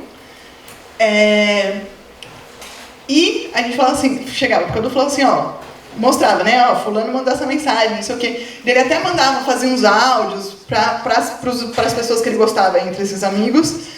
Daí fez um áudio, a gente gravou o áudio, mandava pra pessoa, e no áudio ele falava assim, olha, muito obrigada pela intenção, vocês são legais, mas ó, tô de boa aqui, não quero sair daqui, me deixa.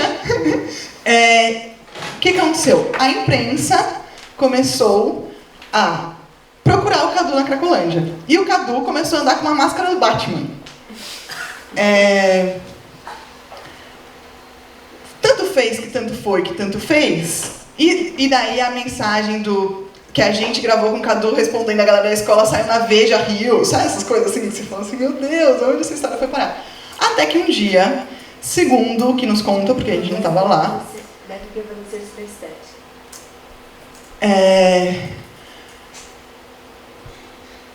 uma repórter conseguiu convencer o Cadu, não sei como, de levar ele para uma clínica no Rio de Janeiro, uma clínica super cara, super chique, e ele morreu em uma semana nessa clínica. A gente não poderia imaginar que os nossos corpos iam reverberar assim. Mas reverberaram. Então, acho que essa foi das grandes questões, assim, primeiro porque o Cadu era um grande amigo meu, conheci ele há anos, aprendi muito com ele, assim, sobre muitas coisas. Segundo é que se uma pessoa morre numa clínica no Rio, que tem 100 mil reais por trás para o cuidado dele, assim, o que acontece nas comunidades terapêuticas públicas? Enfim, vou terminar com o vídeo do Cadu, que é muito melhor que eu.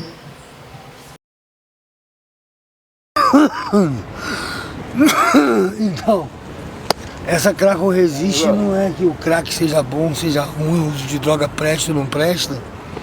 Esse debate já existe, né? Até onde eu pude averiguar como dependente químico, é uma doença, né? Para certas pessoas é safadeza. Para mim são ambos. Existe safado doente e existe safado que não é doente também, né? Tem lixo humano doente de dependência química e tem lixo humano político também, acho eu, né? Então, independente do perfume que eu use, que eu nem uso, né? Eu não lavo o dente há 8 anos, tá? É verdade. Para que eu vou lavar o dente? Para rir bonito para os políticos? Que nada, que me chamam de lixo humano? Eu tomo banho no máximo uma vez a cada 10 dias. E olhe lá, eu não uso desodorante, não tenho CC. Tá bom? Não ouvi bem isso. Eu também não tenho mau hálito não, e o pH é alto da minha boca, né? Mas estão caindo os dentes. Mas para que tanto dente? Porque na verdade, né, não há mais muito o que comer, né? Tem muita comida de doação. Mas eu não vivo de comida de doação, eu agradeço muito a quem doa, mas eu não tenho capacidade de comer salsicha todo dia. É muito ruim, viu, senhor prefeito? Senhor perfeito. Não dá, eu não consigo não sacanear. Porque na verdade, senhor prefeito, o senhor prefeito, me parece que quando diz que o que tem aqui é lixo humano, e que o projeto de braços abertos com a morte, né? E que pretende usar só um outro projeto aí, que considera a hipótese de internar compulsoriamente as pessoas, coisa que nem no manicômio mais pode, a lei parece que já não permite mais isso, depois tem que soltar todo mundo. Tá me parecendo que pro senhor perfeito é apenas algum tipo de vaidade, alguém sabe, até um problema estético. Porque pra mim, eu acho que o que interessa a esse homem é que aqui fique bonitinho, né?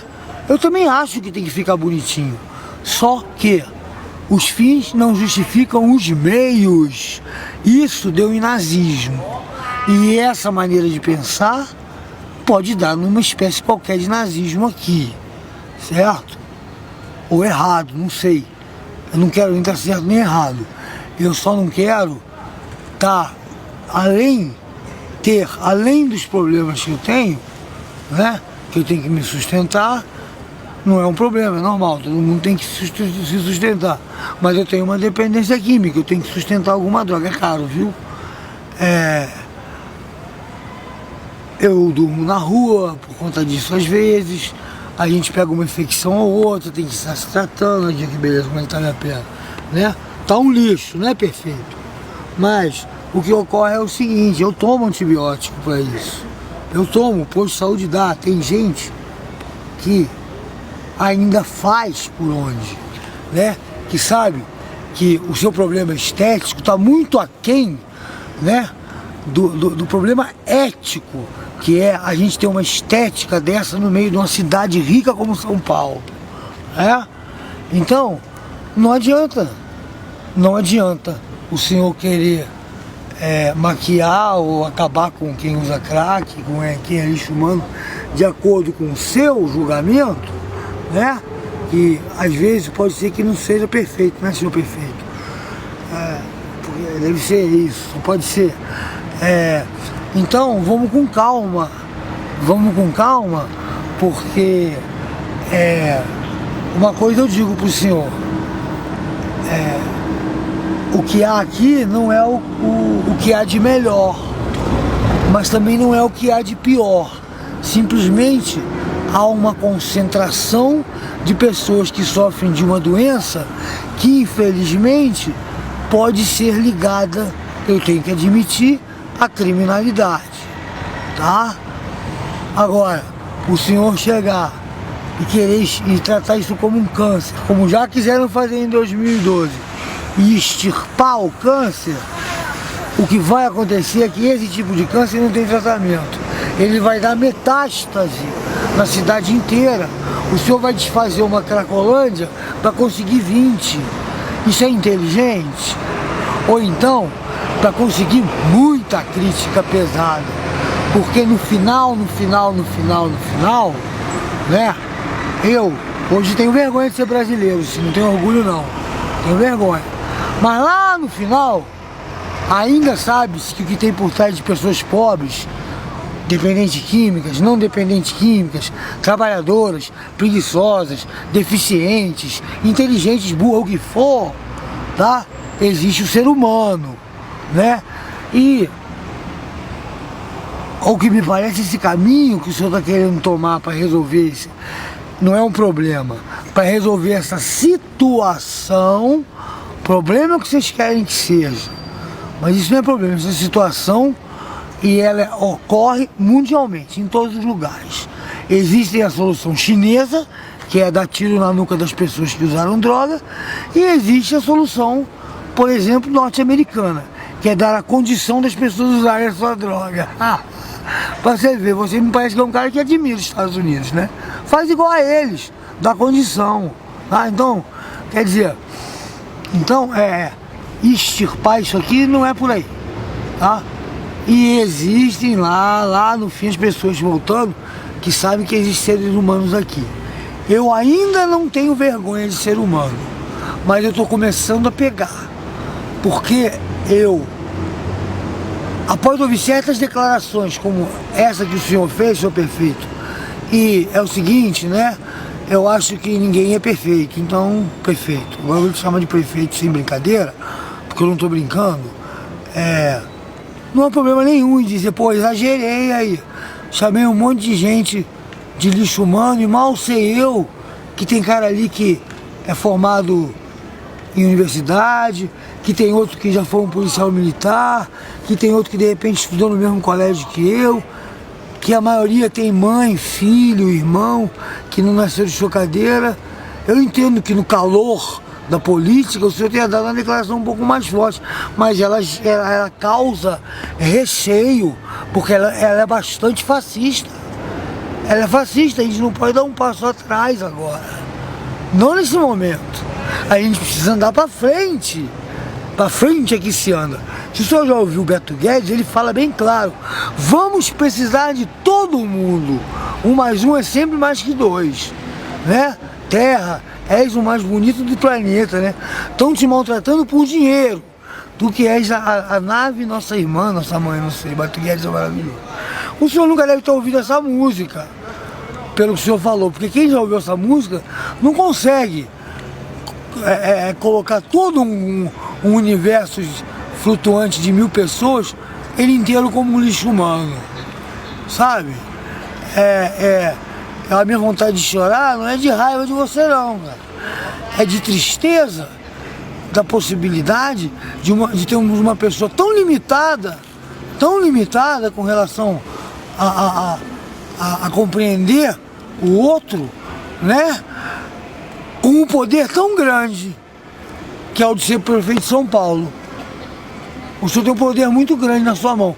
Quanto maior o seu poder, maior a sua responsabilidade, consigo e com os outros.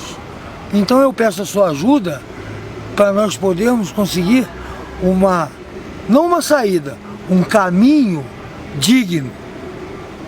Esteticamente também, eu gostaria de poder andar mais bonito, tá? Mas existem coisas mais importantes antes disso, tá? Se eu paro por aqui, não vou. Então, alguém quer falar mais uma coisa? Com essa reflexão do Kaduna e em memória dele que a gente encerra a nossa sexta do mês de setembro. Obrigado pela presença de todos.